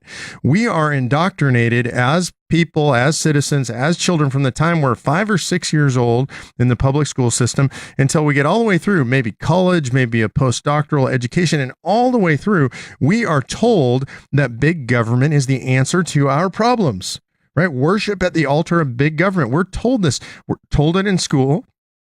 We're told it by the media itself, the huge media complex, not just the fake news side of the complex, but the entertainment side of the complex. Government is here to do good things for you. Big government is good. So we're told it by education system, from kids to grown. We're told it by the media complex, news and entertainment. We're also told it by government itself. Right? When was the last time you heard politicians on a broad scale at the city, county, state, or federal level where they were all saying big government is a problem? And we get a rare voice that says something like that, but for the most part, they're pitching us on big government. So we're being indoctrinated. The propaganda is flowing to us and over us and through us from the time we're little kids until we're adults. And yet, the miracle, and to me, the hope for this country is it is so deeply embedded in our DNA to be distrustful of big government that still today, with everything I just described to you, over 70% of Americans say that big government is a problem, that big government is not to be trusted. So, Chris, while I agree with everything you say, I still believe there's hope for the country. Fantastic response, very insightful, and ultimately, to not take too much time from anyone else, I do believe that the journey and the process and the unfolding and the development of ideas within a culture, with the free access and inter-exchange of information, like we're doing right this moment, infused with hope, like you mentioned, and I will hand it to all folks in the education system that have a good heart and are just trying to educate the next generation with the best that they've got. But ultimately, the problem is the content that they are forced ultimately to teach from and through. So, yeah, let's leave it with hope, man. I do believe that the prayer that we just saw, Jeffries, over our president, Trump, he had everybody in there. I just watched it today, is really the epitome. If we just humble ourselves, be honest and open before God and each other, and wrestle with ideas outwardly, peacefully, I think we're going to be drawing closer to each other and to what we all want, right? The ability to pursue happiness freely. Love it, Chris. Thank you. God bless you. And thanks for giving me hope for my home state of California. Sometimes I lack that hope. Hey, if you want to get involved, be part of the conversation, 866-95-PATRIOT, 866-957-2874, 866-95-PATRIOT. Love to be talking with you about this subject. It's really important to me what Chris concluded with, what I was concluding with. I am hopeful about the future of this country. It's frustrating. Sometimes it's depressing. Sometimes I want to throw a shoe at the television.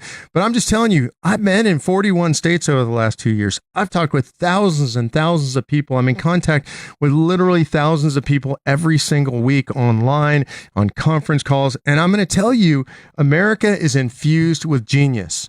It's in our DNA to be free, to be self-governing people. It's hopeful. It's exciting. Are we on the verge of catastrophe? You bet we are. I think we teeter here on this edge all the time as a nation between catastrophe and sliding into the abyss, or maybe the next Renaissance. That's really where I think we're at. We have technology like we've never seen before. We have the ability to communicate like we've never seen before. If you know your American history, you know about the committees of correspondence during the American Revolution, right? These were groups of people in various cities and colonies around the country that communicated in writing with each other, sharing ideas about liberty and freedom. It was really incredible, right? This was the precursor to the internet, believe it or not. These were communities of conscience, communities of people getting together around the same set of ideas. We do that on the internet today in a large scale. So I would argue we are closer to the founders than ever before. We're going to head out to a break. Remember, if you want to get involved in the conversation, 866-95-PATRIOT, 866-957-2874. Love to hear from you. We'll hear from you on the other side of the break. Thanks for being with Patriot Radio tonight. Patriot Tonight. Good evening, Patriots. Thanks for being with us on Patriot Radio. Here we are.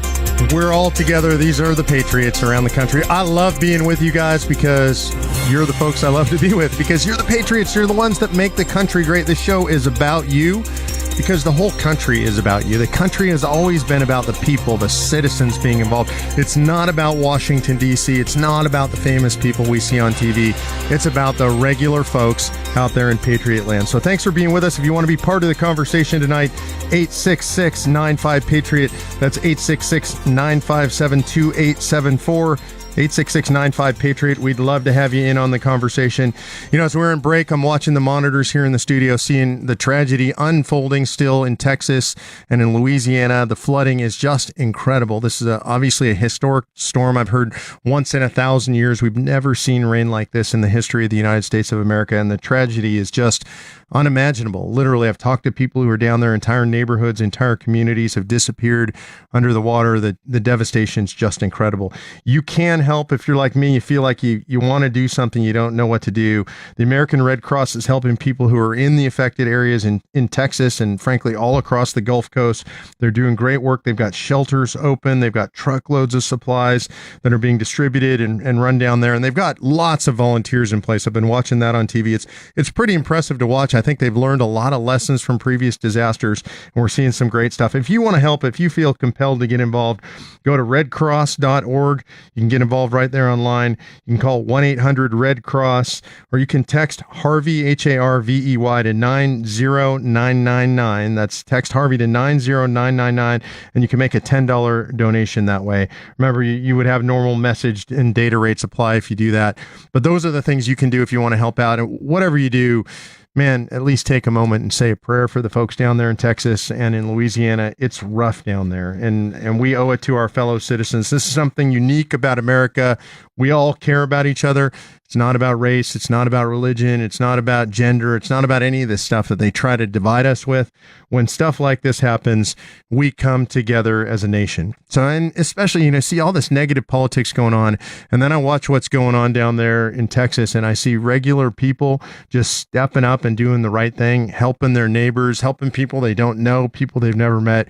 Really incredible stories of heroism. It'll take a long time for those stories to come out, and we will probably never know most of them, all the little acts of kindness taking place.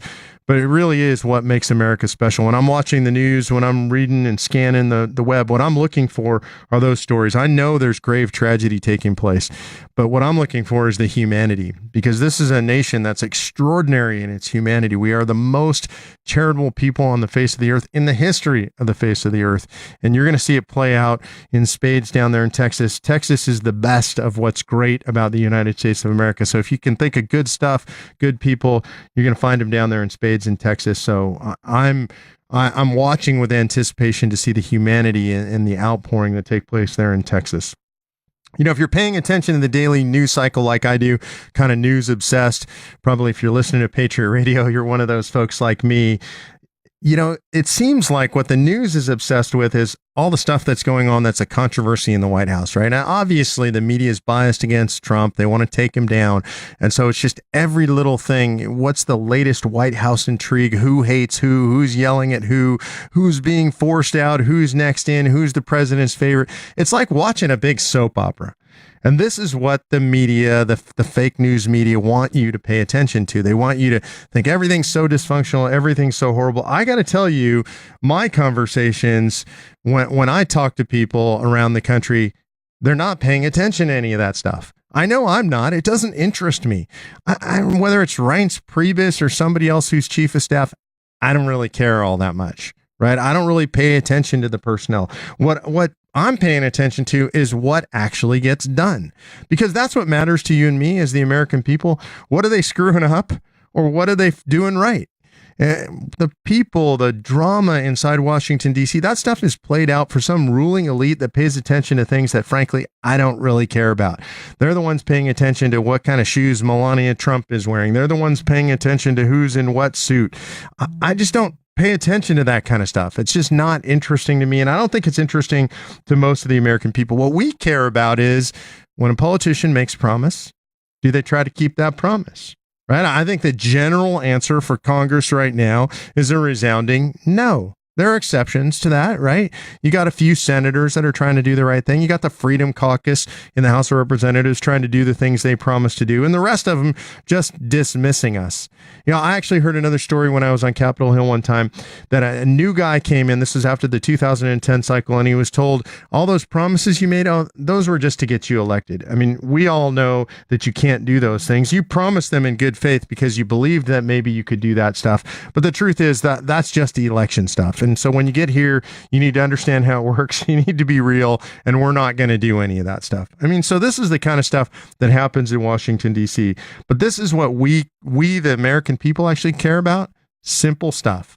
Make a promise, keep a promise. I don't know about you all. That's what my folks taught me. That's what most of us learned out there. It's just not how Washington, D.C. works. So we need to try and hold them to their promises. It's what we can do as Americans. You heard one of the previous callers said, he caught his representative in the airport and held his feet to the fire. We got to do that with all of them all the time. I want to go to, again, it looks like we're getting a lot of calls from Texas tonight. I really appreciate that. So I want to go to Paul in Texas.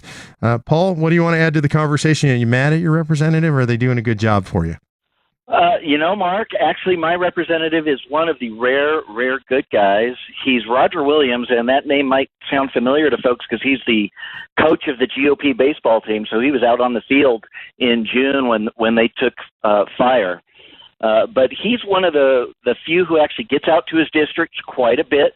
So I've seen Roger a few times, and he's been in Washington now for 3 sessions. And have you ever heard of his plan, Jumpstart America, which is a tax reduction plan? No, I haven't. And I'm gonna bet you haven't, even though he goes on Fox News and it's a pretty good plan, but it gets no traction because that's the reality. Even when good guys go to Washington, it gets no traction. Here's some of the things in there: personal tax brackets cut to 20%, corporate tax rate lowered to 20%, permanent repatriation for corporations.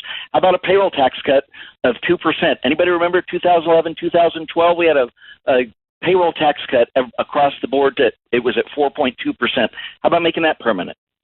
Capital gains tax dividends, 15%. Eliminate the inheritance tax. Bonus depreciation, make that permanent at a 100% level for businesses with fixed assets. Those are great ideas, and like I said, and you're pretty plugged in, Mark. You've never heard of this. This is somebody trying to push this for 3 sessions, and it goes nowhere. And that's the frustration that the people have with the federal government is, even if you get the rare good person in there, somebody who is connected with their district. Roger is not a politician. Seasoned politician. He's been a businessman. He owns a car dealership in Weatherford, and he got that inherited from his family. So it's a family business. This is a business perspective, and it's frustrating to hear somebody who comes and knows what they're talking about, has a decent plan to help America, and none of his colleagues will basically give him the time of day on this. Like we said, nobody's even heard about this. And so you're pointing out a really important problem, which is even when we send good folks to Congress, they just get stuffed, essentially. I mean, have you ever talked to him? What happens when he brings this stuff up in committee or sitting around the lunch table in the cafeteria in the House? Well, what happens to him? He'll say things that, they kind of roll their eyes. Somebody, I think Alan West brought up the idea of the revenue neutral, right? He said, I'm a businessman, and the first meeting I went into that they were talking about taxes and how we deal with the budget. He said, I heard this term. He said, I never heard of that before. I didn't even know what they were talking about. So he said, all these financial terms which get used there, they either redefine the terms or they make up these new terms which mean nothing. Right, or mean something completely different, and you have to learn a new language when you get to Congress, which is not reality. It's not business reality. It's not the way you would run a business. I appreciate your call, Paul. Before we let you go, how are you doing down there in Texas? You guys staying dry? We're dry where we are. We're going to be helping some of the helping some folks tomorrow on a Saturday, helping get some supplies ready to go down to the Houston area. And what's encouraging, I was talking to my state senator's office today, and everybody's pitching in Texas, which is so encouraging. That I've had a hard time getting through to them because they're actually helping other offices down there in Austin get supplies and every little bit they can do to help. It's just a really encouraging story in the wake of that great tragedy that's going on down there. As you've said, the humanity, and it's what Americans do. It's not just what Texans do. I know we're proud because we're Texans, but that's what America's founded on. When we look at those founding principles in the Declaration of Life, Liberty, and the Pursuit of Happiness, that's what we do as Americans. We are driven by that. It's what resonates. We reach across.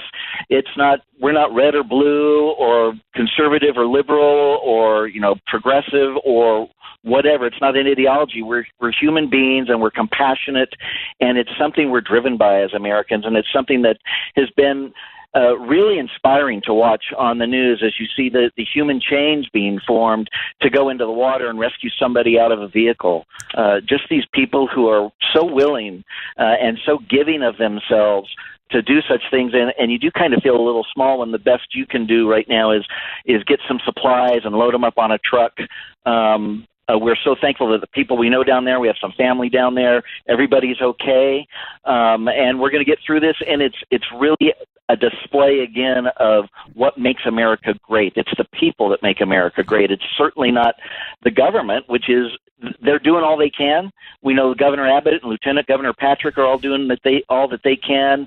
The federal government's doing all they can, but we are seeing so many citizens coming from Louisiana and Arizona and Colorado. We see on the news reports where they're coming and flooding in to come in and help Texas here, and it's just extremely encouraging to see that. Well, thanks for the on-the-ground report, Paul. God bless you for being there and helping yourself, and send our regards to everybody down there. I sure will. Thanks, Mark. Hey, I want to do one more quick one before we go to break. Let's go to David in South Carolina. David, welcome to Patriot Tonight. Hey, good evening, Mark, and another great show. I think it's the first time I've heard you, but I appreciate your spirit, your patriotism, and echoing what Chris and the last caller were saying. The devastation that is taking place there in Houston brings out the best in Americans because, as you say, it's those of us that understand what makes Americans great. Number one, it's our faith, and in something more powerful than us, which is God. And as we come together, this is faith in action. I got to give you a quick story with my son, who just turned 18 last week, and as Chris was talking, it reminded me that my number one responsibility as a father is to raise my son. It's not up to the school systems, it's not up to anybody, it's my responsibility. And my son is a just turned 18-year-old, knows the Constitution, knows our history, is extremely passionate about what's happening. He's very active and involved in local politics and some national as I am. So like I said, we want to offer the hope that they've woken this sleeping giant. So many more people are becoming aware of what's really happening, and as you said, we need to hold our. Yep, you're right, David. Thanks for calling in. I'm hopeful, just like you're hopeful. I'm hopeful that you'll stick with us to the other side of the break. Give us a call. We'd love to hear from you here on Patriot Radio. Participate in the program, and we'll see you on the other side of the break. Keeping you looped into the 24-hour news cycle. Patriot Tonight on SiriusXM Patriot Channel 125. Good evening, Patriots out there in Patriot land. Glad to have you with us along for the ride tonight, especially those of you truckers out on the road. Again, stay safe. We appreciate you delivering the goods that make America run. So, we're having this robust discussion tonight. We're talking about Congress, all the things they're doing wrong. I'd love to talk about the stuff they're doing right, but there just isn't all that much of it. I have to say, credit where it's due. They passed a pretty good VA reform, and we are seeing some reforms come down at the VA. So I do want to give credit when they do good things, and once in a while they do. We don't hear too much about that in the mainstream media, unfortunately, but there are good things happening. There is regulatory relief happening out of Washington, D.C. The EPA has been throttled back by stuff the president has done. Really, I'm very pleased with what's going on, generally speaking, in our military. The biggest thing that I've seen the president do in the military is just give the commanders in the field the authority to do the things they need to do. It's not being micromanaged from Washington, D.C. anymore, and I think we're seeing the results of that on the ground. So I don't want to be entirely negative about Washington, D.C. There's stuff that doesn't get reported so much in the news that's going on that's pretty good. I want to continue going to the callers because, of course, as always, the Patriot, it's all about you, all about the Patriots. I want to go first to Mark in Texas. Mark, you want to talk with us about congressional benefits. What do you want to add there? Well, I'm just really disappointed that all of our politicians, they don't even vote on their own salary increases anymore. It's just automatic. They've got so many benefits that they pass all these rules for us lowlife down here, our poor people and military, and they pass things that and they make they're excluded from the Obamacare and all the other medical. They got the best medical system in the world. It's all free. Their salaries and their retirement, I just can't believe their retirement is so off the wall. It's way over. I'm a 20-year military. So is my wife, and we don't get anything like they do as far as their benefits go. Absolutely. My concern there on this Constitution stuff, we can only go in, and I read on the web page that we're going in for a subject for limiting our government, which allows us to put some extra amendments up. I'm really concerned that we get too many. We have a lot of states out there that have their own little agenda, and I believe that our Constitution of states should only limit to maybe 4, maybe 5 actual amendments that we can generally get approved. Yeah, and let me address that for you. I think that's a great point. I appreciate the call and appreciate the question about the number of amendments that could be proposed in a convention. This is really important. There is subject matter area limitation, so there's only 3 areas you could propose amendments: restrain the federal government in a fiscal manner, restrain the scope, power, and jurisdiction of the federal government, and impose term limits. Here's just the fundamental political reality. There's only a few that you could get the majority of states to agree on to propose as amendments, and then those have to be ratified. So I think your concern is addressed by the fact that you said there's so many states with so many different ideas.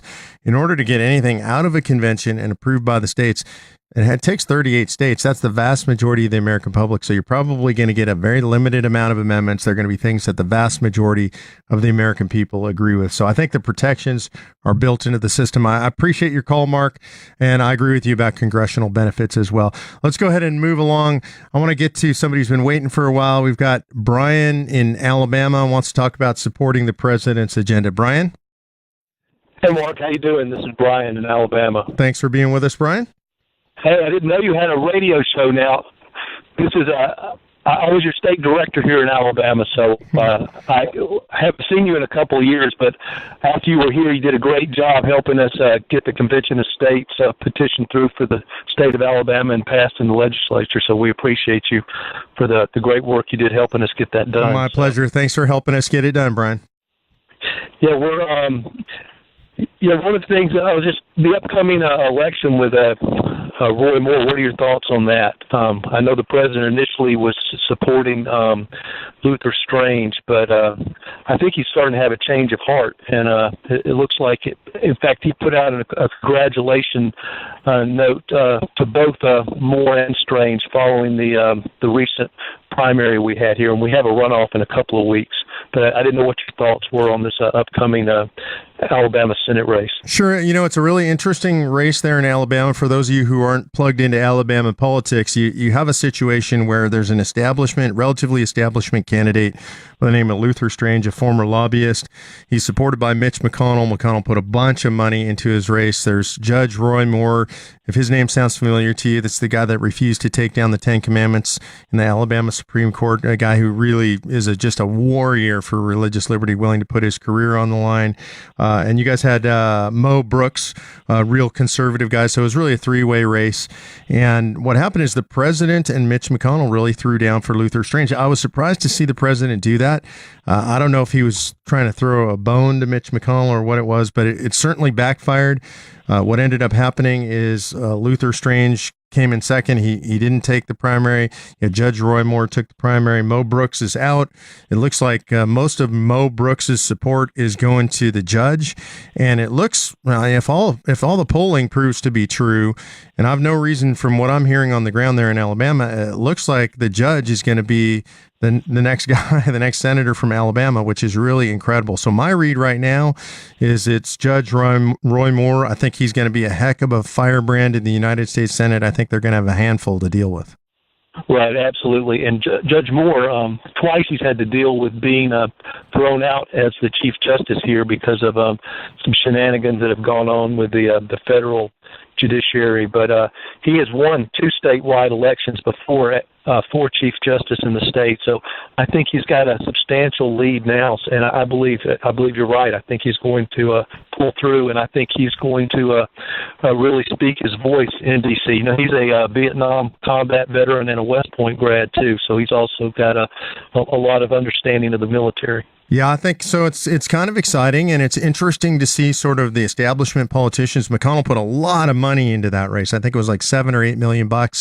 Couldn't overcome the people of Alabama. And this is the most interesting thing, right? The Patriots, you guys, supported the judge, and I think they miscalculated. The judge, I think they think because he got thrown out of the Supreme Court twice, I think they think that people won't like him. I think people like him because of it, because he stood on principle. That's why he got thrown out. It wasn't for actually doing something unethical or illegal. It's because he stood on principle. And so people are looking for politicians who will stand for what they believe in, especially there in Alabama. I think you got a winner on your hands. I appreciate the call tonight, Brian. Good to have you with us. And thanks for your service to Convention of States. Thank you, Mark.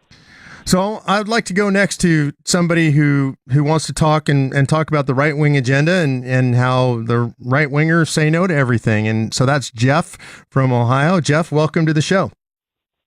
Hi. People ask me why I care for my government the way I do. I've been delivering to prisons for 35 years. I've been to 400 of them. When I see those men walk in that yard with those orange jumpsuits on, I come to the conclusion that they didn't walk in there and incarcerate themselves. The American government did that for us. Guess what? Prisons are single payer. Our courts are single payer. Our jails are single payer. The rule of law is single payer. The police department, single payer. Fire department, single payer. You pay for the right to live in a civil society through taxation. Healthcare should be single payer as well. As Americans, we ask ourselves how we want to live as Americans. What kind of conditions do we want our fellow Americans to live in? Now, you don't want to talk about what the reason why Congress has got nothing done is simple. It is very politically safe to whine, complain, and throw mud at Obama. It's a lot different to come up with your own ideas and answer for them. That is politically risky. Absolutely. When they fail. Agreed with you completely. Sir, I'll tell you something. George W. Bush cut taxes 33% across the board for every American the 8 years he was in office, and we were losing 600,000 jobs a month when he left. That is a fact. When Obama gave the presidency to Mr. Trump, we were gaining jobs for 73 straight months. That is a fact. Okay, hold on one second, Jeff. Let's back up a little bit, because there's stuff that you and I agree on. So look, I don't, if you think that I think that the Republicans have the answer, you're talking to the wrong guy. And I think there's an assumption that you're making that I'm a Republican. Let's just clarify, I'm not. And I haven't been for, I don't know, it's like 14 years now. I resigned my membership in the Republican Party because they don't have the answers. And I don't see Republicans as folks that are going to Washington, D.C., generally speaking, to work for the American people. I think where you and I might have a difference of opinion is, I think the Democrats are exactly the same. Now, let's remember that President Obama had the House and the Senate for the first 2 years, and he didn't do a dang thing for the American people. Frankly, he didn't even do the stuff that he promised his own base he would do. And let's just go to like core issues for the left. Not necessarily that I agree with these issues, but these are core issues for the left. The first thing that he said he was going to do day one when he came into office was he was going to end don't ask, don't tell in the American military. He didn't do that. He did not do that. Let's remember, right, that this was a guy that ran on being against gay marriage, right? So he didn't do the things that he promised to do. The Democratic Congress didn't do the things that they promised that they would do. So I think where you and I would differ is, for some reason, you have this fantasy opinion of what Democrats do when they're in power and how they're the good guys and Republicans are the bad guys. frankly, I think when they go to Washington, D.C., most of them are bad guys who don't have our interest in mind. And I think I could cite all kinds of stuff that the left has done or failed to do that are problems. You could cite all kinds of stuff that the right has done or failed to do that are problems. And on a lot of those things, I think you and I would agree. You take, for example, I always felt that Obama should have been impeached for droning American citizens overseas and executing them without trial or conviction. So what we have, I look at Congress this way, sir. They're a bunch of cowards. They want Trump to make. Have you noticed any of them making statements about the situation in North Korea right now? It's crickets. Nobody's saying nothing because it's too politically risky, and they don't want to answer to the constituents if things go bad. Let Trump decide everything on his own. Let Obama drop drones on people, and we'll just stay out of it. If things go well, we'll say great job, and if they go bad, we'll pick up some more mud and throw it at them and tell them they're a failure. Yeah, you know what? Again, Jeff, you and I in total agreement. So, war powers, Congress is supposed to weigh in on these things. Why don't they? It's not because the president demands that they don't weigh in. It's because they don't have the spine to weigh in. So this is, one of the things, and maybe you and I can agree on this. We agree on a lot more than I think you would think we agree on, because everything you just said, I agree. They're spineless. I agree. Dropping, droning American citizens overseas. It's just, there's crazy stuff. The federal government is out of control. This is what I think about the federal government. It should be much smaller. I don't think it shouldn't exist. And I want to be clear. You made it sound like I think we shouldn't have taxes. We should have taxes. You're right. We agree to live in a civil society. We can debate exactly what that means and what the level of taxes should be and what that does. You and I both agree we pay a price to live in a civil society nationally. The federal government has a role to play. We agree on all of that. Here's where I hope that you and I agree. The federal government, you've said it, is out of touch. They don't care what you and I think. And frankly, they're never going to. And so what we need to do is figure out how to take the power away from them and drive it back to the states, drive it back to the people, put the people in control. Look, I'm more conservative. I'm kind of a conservative libertarian. I live in a very left-leaning state. I live in California, and California should have all the power that it wants within constitutional constraints to be left-leaning. New York is a more leftist state. Illinois, these states should have the power to do that. I don't want Trump or the federal government telling them what to do. And the same is true for Texas, right?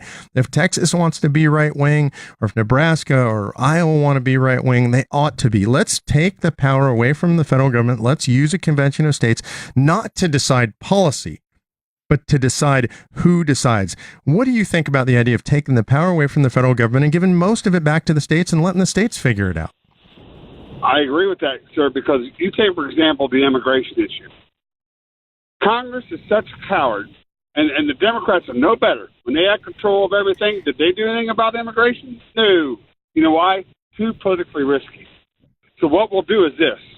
We'll let the president do everything by executive fiat. If we don't like it, we'll sue him in the court of law. We're going to let either the judicial branch or the executive branch run this government, and we're going to sit on our hands. Because, look, the judges don't have to face the voters. They have lifetime appointments. The president's going to be out of here in 8 years. We want to stay here 30 years. So the best thing for us to do is absolutely nothing, which is, you're exactly right.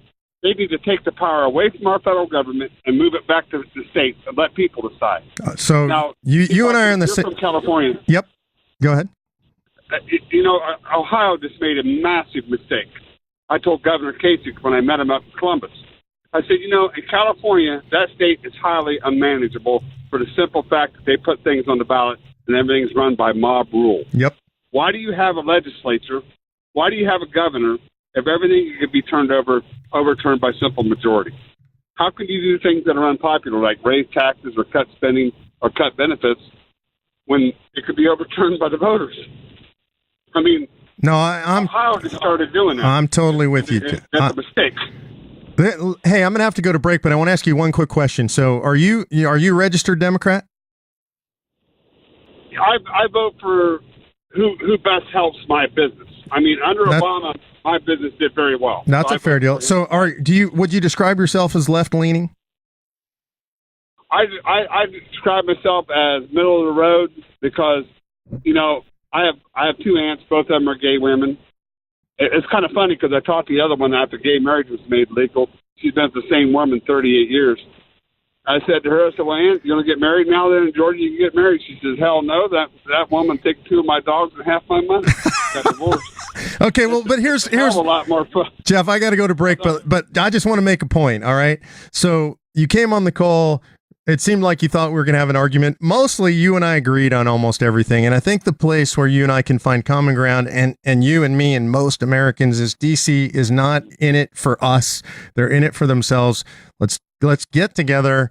Let's call a convention. Let's take the power away from DC, and let's let the folks in the states run their own lives. And now, as for taxes, for example. You know what, Jeff? I apologize. I'm going to have to cut you off there because we got to go to break. I really appreciate the call. It's been great being with you. And thanks for listening to Patriot Radio. Thanks for having an open mind. We're going to go to break. If you want to get involved in the conversation, we would love to have you back involved in the conversation. Give us a call. Hold on a second. Pulling up the number here. Forgive me, guys. Give us a call at 866-95-PATRIOT, 866-957-2874, 866-95-PATRIOT. Join the conversation. Be a patriot. We'll see you on the other side of the break. Keeping the government of the people accountable to the people. Patriot Tonight. Good evening, Patriots out there in Patriot land. Thanks for being with us. We appreciate you. You are the folks who make America great. You've always made America great. You are the people who founded America. I know that sounds crazy. I know maybe you don't think of yourself that way, but I want you to think about American history. I want you to think back to the founding. If you're like me, over the last few years, you've probably read more American history than you've read in your entire lifetime, right? I mean, this is really an interesting thing. Americans are reading more history than ever before. We didn't get it in the public schools, so we got it. We're getting it because we're reading it ourselves. It was regular people that fought the American Revolution, and that's who you guys are. You're regular folks. You're fighting the revolution. You're doing it with your votes. You're doing it by your involvement in local community. You're doing it by your involvement in national politics. We appreciate it. So we're going to go straight back to calls. Let's go to Sean in Florida. Sean, what's going on, man? Hey, I'm listening to some of your callers, and I've been listening, been on with you guys since Mark Levin and everything. And one thing that keeps coming back is the fact that, it rests in the voters. And, okay, let's take, for instance, this last election, okay? The people voiced their opinion, at least a majority of people voiced their opinion. We got Donald Trump in office, right?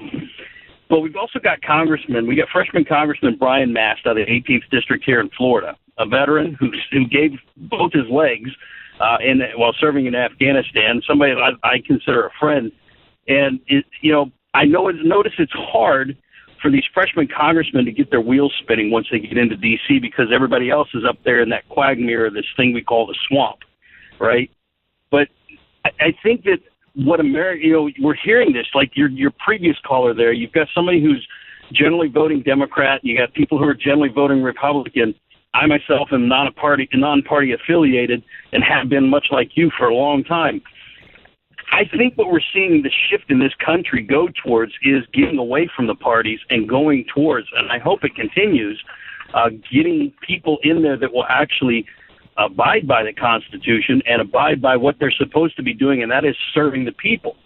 And there's something we have in the military called selfless service and leading by example, and that's one of the things that's missing in D.C. that we sorely need. I wish that we could get more people that understand those concepts into these offices so that we could actually do what the president said he wants to do, and that's make this country great again. I mean, isn't that what we all deserve?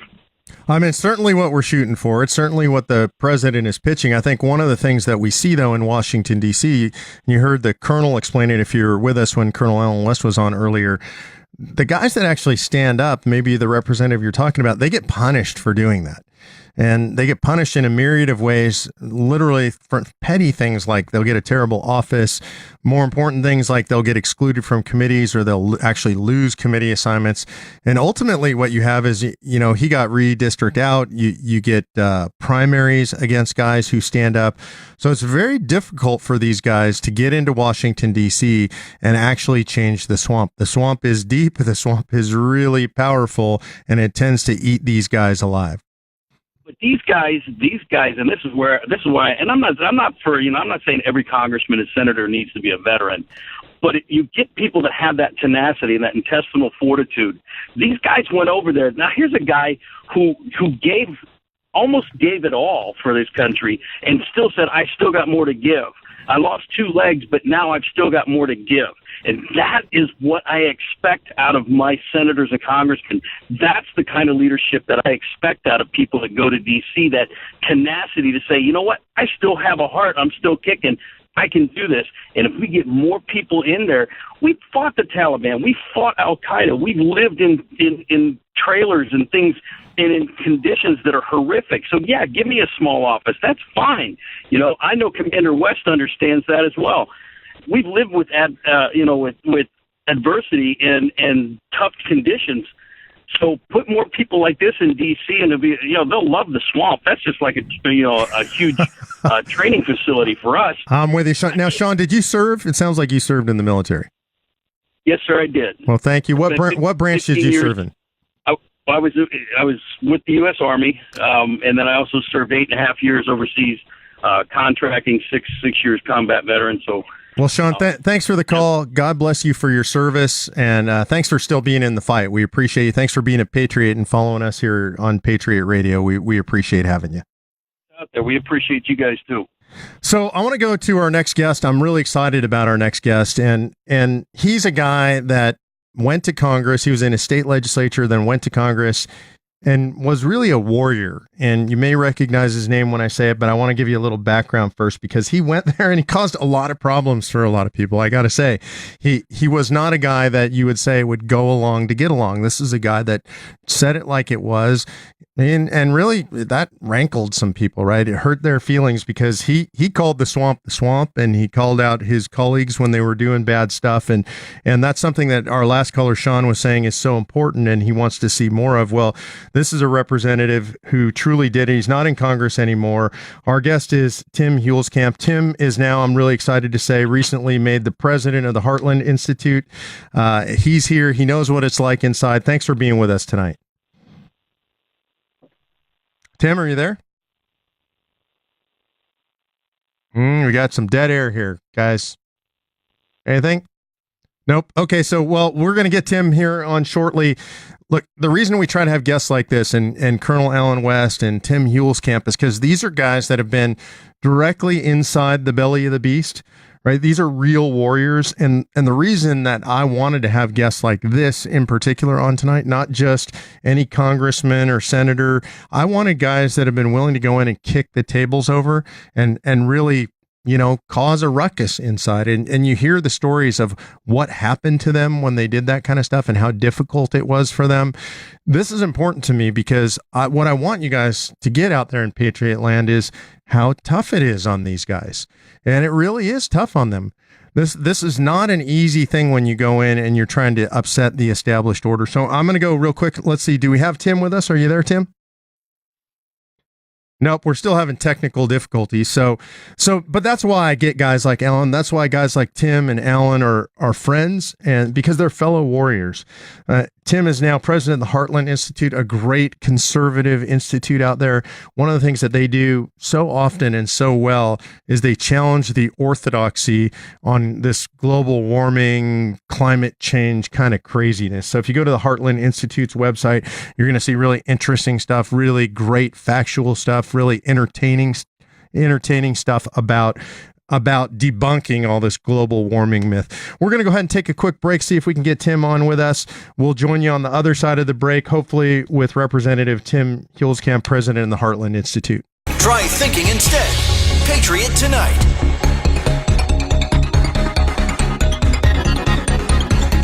Welcome back, Patriots. So we're here with you. We've got calls coming in. We're excited to be talking to you. If you want to be involved in the conversation, 866-95-PATRIOT, 866-957-2874. I want to go straight to one of my favorite states because it's a state almost as crazy as California. Let's go to Frank in Illinois. Frank? Hey.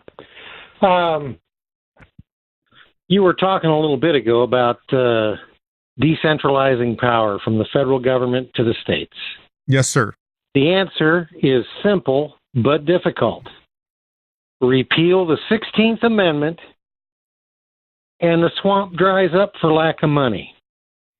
So do you want to briefly describe to folks what that means? Explain the 16th Amendment. I can do it, but I'm going to let you have the mic here.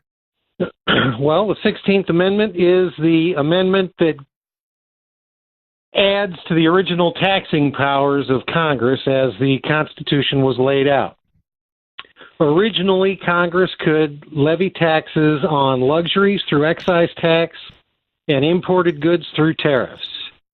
In 1913, the 16th Amendment was passed, which allowed the federal government to tax incomes from any source. And it is that huge torrent of money, somewhere around $3.2 to $3.5 trillion a year, that goes into Washington. A lot of it stays there. That's why 7 of the highest earning income or income earning counties in the country are adjacent to Washington, D.C., and the rest of the money goes back out to buy votes from people. Okay, so I'm going to play devil's advocate here. So if you were to do away with the 16th Amendment, which would remove the federal government's power to tax income, you said it's $3+ trillion per year. I mean, what happens? Doesn't the ability to pay for defense and everything else that's necessary in the country that the federal government does, because there are necessary functions, doesn't all that stuff suffer? What are the things that the federal government must do according to the Constitution? Well, so now you're getting radical Basically, on me. Border security and defense. Well, you're getting radical on me because you're talking about actually abiding by the Constitution. I'm teasing with you. Well, Frank. I've read it, but I don't think any of my last 3 representatives in Congress have. No. Although one of them gave me a copy of it. Yeah, no, I think you're right about this. Look, you mentioned the year 1913. It's a year that's near and dear to my heart as what I think is politically the worst year in American history. In 1913, we get the 16th Amendment, which imposes the federal income tax. And here's why that's a problem, at least according to the founders. The founders believe there should never be a direct financial relationship between the federal government and the citizens. They believe that that relationship should run through the states. In other words, if there was going to be money paid through citizens, that should come through the states and then to the federal government, and the states could negotiate on behalf of themselves. So they broke that system, the system of state power, by doing the 16th Amendment. Same time, 1913, you get the 17th Amendment, something that honestly I didn't know about until just a few years ago. 17th Amendment provides for the direct election of our senators. This is kind of radical, and a lot of people didn't realize this. I didn't, which is the senators used to be appointed by the state legislatures, and their job was to represent the states in Washington, D.C., not to represent the citizens, because the citizens are represented in the House of Representatives. And so their primary function, the primary function of a senator prior to the 17th Amendment, was really simple, right? They had a job, and that job was pretty much a one-word job. It was to say no. When the federal government said, we're going to do X, they said no, because we, the states, say you can't do that. That's our purview. We think that's an overreach. So when you have the 17th Amendment and they become directly elected by the people of the states, what that does is it transfers power to Washington, D.C. So you get the 16th Amendment, the 17th Amendment. The Fed, by the way, one of our callers previously talked about the Fed and the problems with the Fed. The Fed is initiated in 1913. So all of this stuff, this weird quasi-governmental entity that controls our currency, etc., comes in 1913. And then the last one that people don't usually mention when they talk about 1913 and the break that took place in our system of governance, is you get the Reapportionment Act. You ever wonder why there's 435 members in the House of Representatives? That's a weird number. On occasion. Yeah, it's a weird number. Where's that come from? And I could never figure out the math on that. And the reason is, in 1913, Congress passed a law. They decided 435 was enough. That's it. It's just a law that they passed. They decided that was enough. And there was a formula prior to that in every census, every 10 years, they would add representatives. If you go by the old formula, which was debated at the convention in 1787, you go by that formula, we would have over 6,000 members of the House of Representatives. Now, I've heard people say, especially on the left, that's way too many. They could never get anything done. And I say, Yeah, that's a great idea. I like the idea of them having so many people they can't get anything done. So those are the that is a central design feature. Absolutely. Actually. So those are the breaks. I agree with you about the income tax, about repealing the income tax. I would say 16th, 17th. Overturn this thing. Let's get more representation in Congress. Those are the things we need to do. So, Frank, I appreciate you bringing up a specific amendment we could do to shrink the size of government. Great call. Thanks for calling in tonight. If you're interested in getting on the phone, with us, the number 866-95-PATRIOT. That's 866-957-2874. Love to have you along for the conversation. Lots to talk about tonight. I want to talk a little bit more about this idea of a government shutdown. You know, we keep hearing about how horrifying it would be if the government were to shut down. All of us have actually lived through in recent times a government shutdown. What happened during the last government shutdown was pretty much nothing. And most of you, if you're out there, you didn't realize the government shut down. I have a friend who's a private pilot. He flew all the way across the country, flying under what are called IFR rules, controlled by the tower system all across the country. He didn't even notice that the government was shut down. And the only reason we noticed anything that the government was shut down is because President Obama, tried to make it as painful as he could for the American people, shut down the park service so you couldn't get into the parks. I mean, it was punitive. It was intentional. It was trite. It was childish, in my opinion. The reality is when they shut the government down, quote unquote, analysis shows roughly maybe 17% of the federal government actually shuts down. That's what we actually get when they shut the government down, meaning most of us don't notice it because most of the things they call critical functions that keep running. So when Republicans especially tell you that, you can't threaten a government shutdown, when you get Mitch McConnell who says, oh, we're absolutely not going to shut the government down, you got to understand what they're talking about. They're not talking about actually shutting the government down. Now, there's one important exception to that really matters to me, and that is we got to pay our military. The men and women in the military, they signed up for it. They're willing to put their lives on the line, and they deserve their paychecks. And this is something that Congress could handle voluntarily up front if they wanted to do. They could pass legislation that says in the event of any government shutdown, for budgetary reasons, the military still gets paid. We still pay our sovereign debt. That would remove all the excuses. Of course, they don't do it because they actually don't want to remove the excuses, right? You heard Colonel Allen West, you've heard others say they don't want to do the difficult things. They actually don't want to do anything. I've talked to a lot of congressmen, and what they say is that what they get advised by their consultants, what they get advised by their staffers, more than anything else, is to not do anything.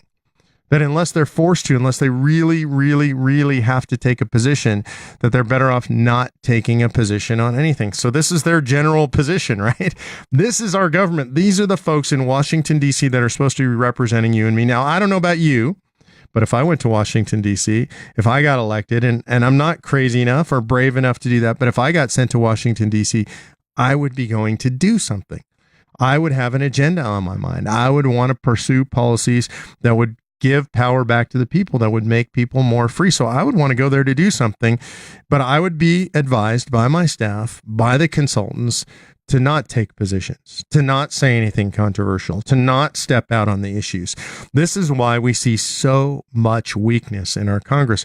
We're actually run by a consulting class. These guys, what they care about more than anything is they care about getting reelected. And the consultants tell them, don't do anything crazy. Don't take a position. Don't get in the news. If you could just be quiet, you're going to get reelected, because that's what happens to most of them. So I want to move to the next call here from Virginia. We have Don, wants to talk a little bit about the government shutdown. Don? Hey, sir. How are you? Excellent. Thanks for being with us. Oh, it's a pleasure. A couple of my buddies, they were serving in Quantico at the time. We moved up from Camp Lejeune, and we were getting briefs that, hey, the government's going to shut down, and you guys are going to have to save your money because for a undisclosed period of time, you're not going to get paid, but you're going to be expected to work 100 hours a week, and you're going to be expected to protect the country, and you're going to be expected to do your job to the utmost of your ability for free. And, I think that's unacceptable. I don't really know what to make of that. I was dumbfounded. That is the way the law works. This is what's so dumbfounding about that. They could fix that. You know, if these guys had the guts, if they had the fortitude, and frankly, how difficult would it be? How unpopular could it possibly be to say and to pass a bill that says we're going to pay our men and women in the service no matter what? You're right, and it's not like they're spending a whole lot of money on payroll. I'm not currently in the service anymore. I got out and I currently work in the construction market in the district, and I make a hell of a lot more money. Excuse my language. I'm sorry about that. I make a heck of a lot more money in the commercial district than I did in the military. Yeah, and they're not spending a lot of money. No, I mean, certainly, look, the people, if you look at the people who are really underpaid, the people who really put it all on the line are military, right? And so that's why it infuriates me. They can't just guarantee that those guys would get paid. What branch did you serve in, by the way, Don? The United States Marine Corps. Well, thank you very much, Semper Fi. My son is a Marine down at Camp Pendleton right now, so I appreciate you very much. Well, Semper Fi to him, and I appreciate him because, without young men like him, I wouldn't have been able to come home, and I wouldn't be able to build cool stuff in the district. Absolutely. Well, thanks for the call. We appreciate having you tonight. You're absolutely right, and people should be outraged when they talk about they're not going to be able to pay the military if there's a shutdown. That's just insanity. There's no reason for it other than a lack of fortitude in our elected representatives. I think that's kind of the theme for the night, right? Is that we all know what they should do. This is one of the things that's so amazing to me. It's not complicated. As the saying goes, it's not rocket science. There are some simple things they need to do. And fundamentally, what it revolves around is the idea of returning the power to the people. That's what we need to do in the United States of America. We need to take it away from the federal government, just give it back to the people. Simplify things, spend less money, less regulation. You guys know what to do with your money. You know how to run your lives. You know what kind of car you want to drive, what kind of fuel you want to put in it. They don't need to tell us all this stuff. But for some reason, especially over the last 115, 120 years, the federal government has decided that they need to tell us everything. How to run our lives, how to educate our kids, what kind of cars to drive. For goodness sake, what kind of light bulbs we can use in our house, what kind of toilets we can install in our house. These are the things, the mundane, amazing, unbelievable, minutia things that the federal government is now telling us. They shouldn't be allowed to do it. They should have never been allowed to do it in the first place. And I think we have a fundamental obligation to restore liberty, to take that power away from the federal government and give it back to the people. I'm guessing that our friend Doug in Minnesota, who's our next caller, agrees with that. Doug, what do you want to add to the conversation? Well, the left is so concerned about this government shutdown. The world is going to come to an end. But what the people don't realize is we've been under a temporary government shutdown for 8 months now. The Democrats have done absolutely nothing. So isn't that a shutdown? They get 133 days a year is what they work. I mean, I work a little bit more than that. And when you divide that up, that's $1,100 a day. And they have done nothing. They haven't produced anything. They haven't suggested anything. And the Republicans aren't much better. I think Trump ought to just grab the handful of people that has been productive so far that he's been allowed, to pass all this legislation, which the news isn't telling us about, and just let everybody else go home because they're not doing anything anyhow. The only place I want to push back, Doug, is you blamed it on the left, and look, I think the left is entirely obstructionist. But we're sitting at a point in American history where the Republicans control both houses and the presidency. They got nobody to blame but themselves right now. I mean, the Democrats are almost irrelevant. If we can't get it done with both houses and the president, then what can we possibly do? Well, that's why I said, Republicans too. They're not immune from this situation either. And Paul Ryan, as far as this health care issue, he doesn't want it to go through. Neither side wants this to go through because they need that single payer. And in order to get to single payer, they have to let everything collapse. It has to be shut down so they can come back and say, "Oh, our only choice, emergency. We initiate single payer just for now." And it's like the post office. Well, we're going to raise the rates just temporarily, and then it'll go back. And it never goes back. Yeah, look, I completely agree with you. The Republicans, and frankly, at this point, in my opinion, the Republicans are more to blame. I certainly blame the left during the Obama years. I've seen Democratic obstructionism previously, but when we control both houses, we control the presidency. You just got to talk about the Republicans. So that's where I'm at right now. My focus is on the Republicans.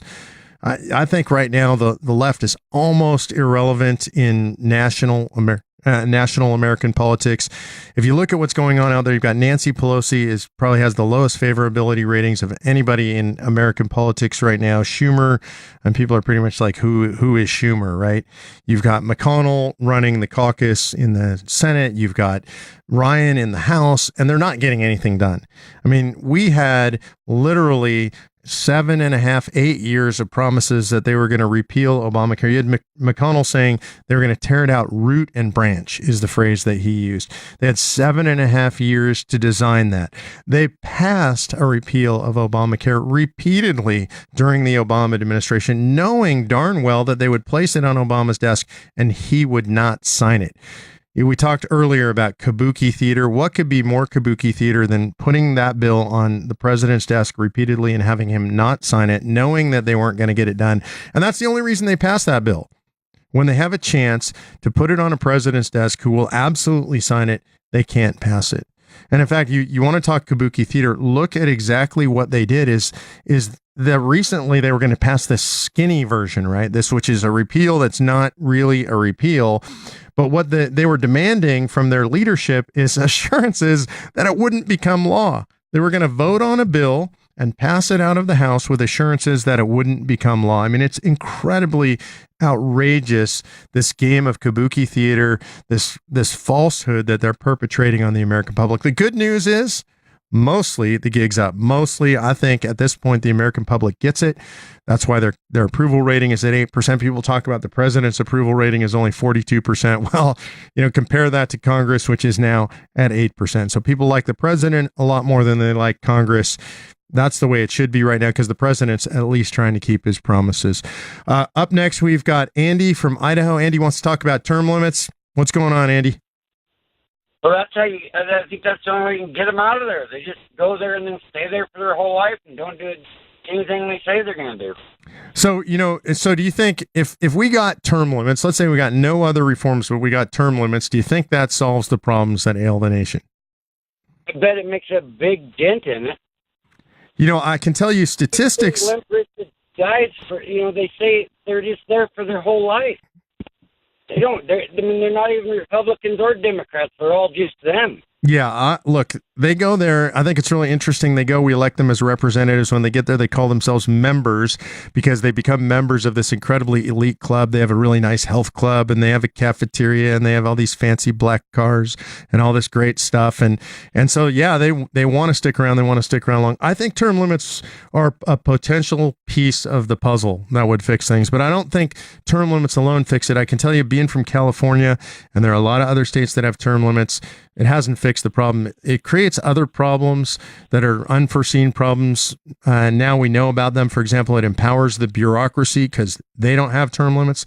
So yeah, term limits on elected officials, but if you don't have them on the bureaucrats as well, you got lobbyists that have 20 and 30-year careers, so they understand the system better than the elected officials. So I think term limits are potentially a good thing, but alone, I just don't think they're enough. I appreciate the call, Andy. Thanks for being with us tonight. I'm going to move on to our next caller. Next caller, Eddie from Wisconsin. How are you, Eddie? Glad to have you with us. Hi. Go ahead, Eddie. All right.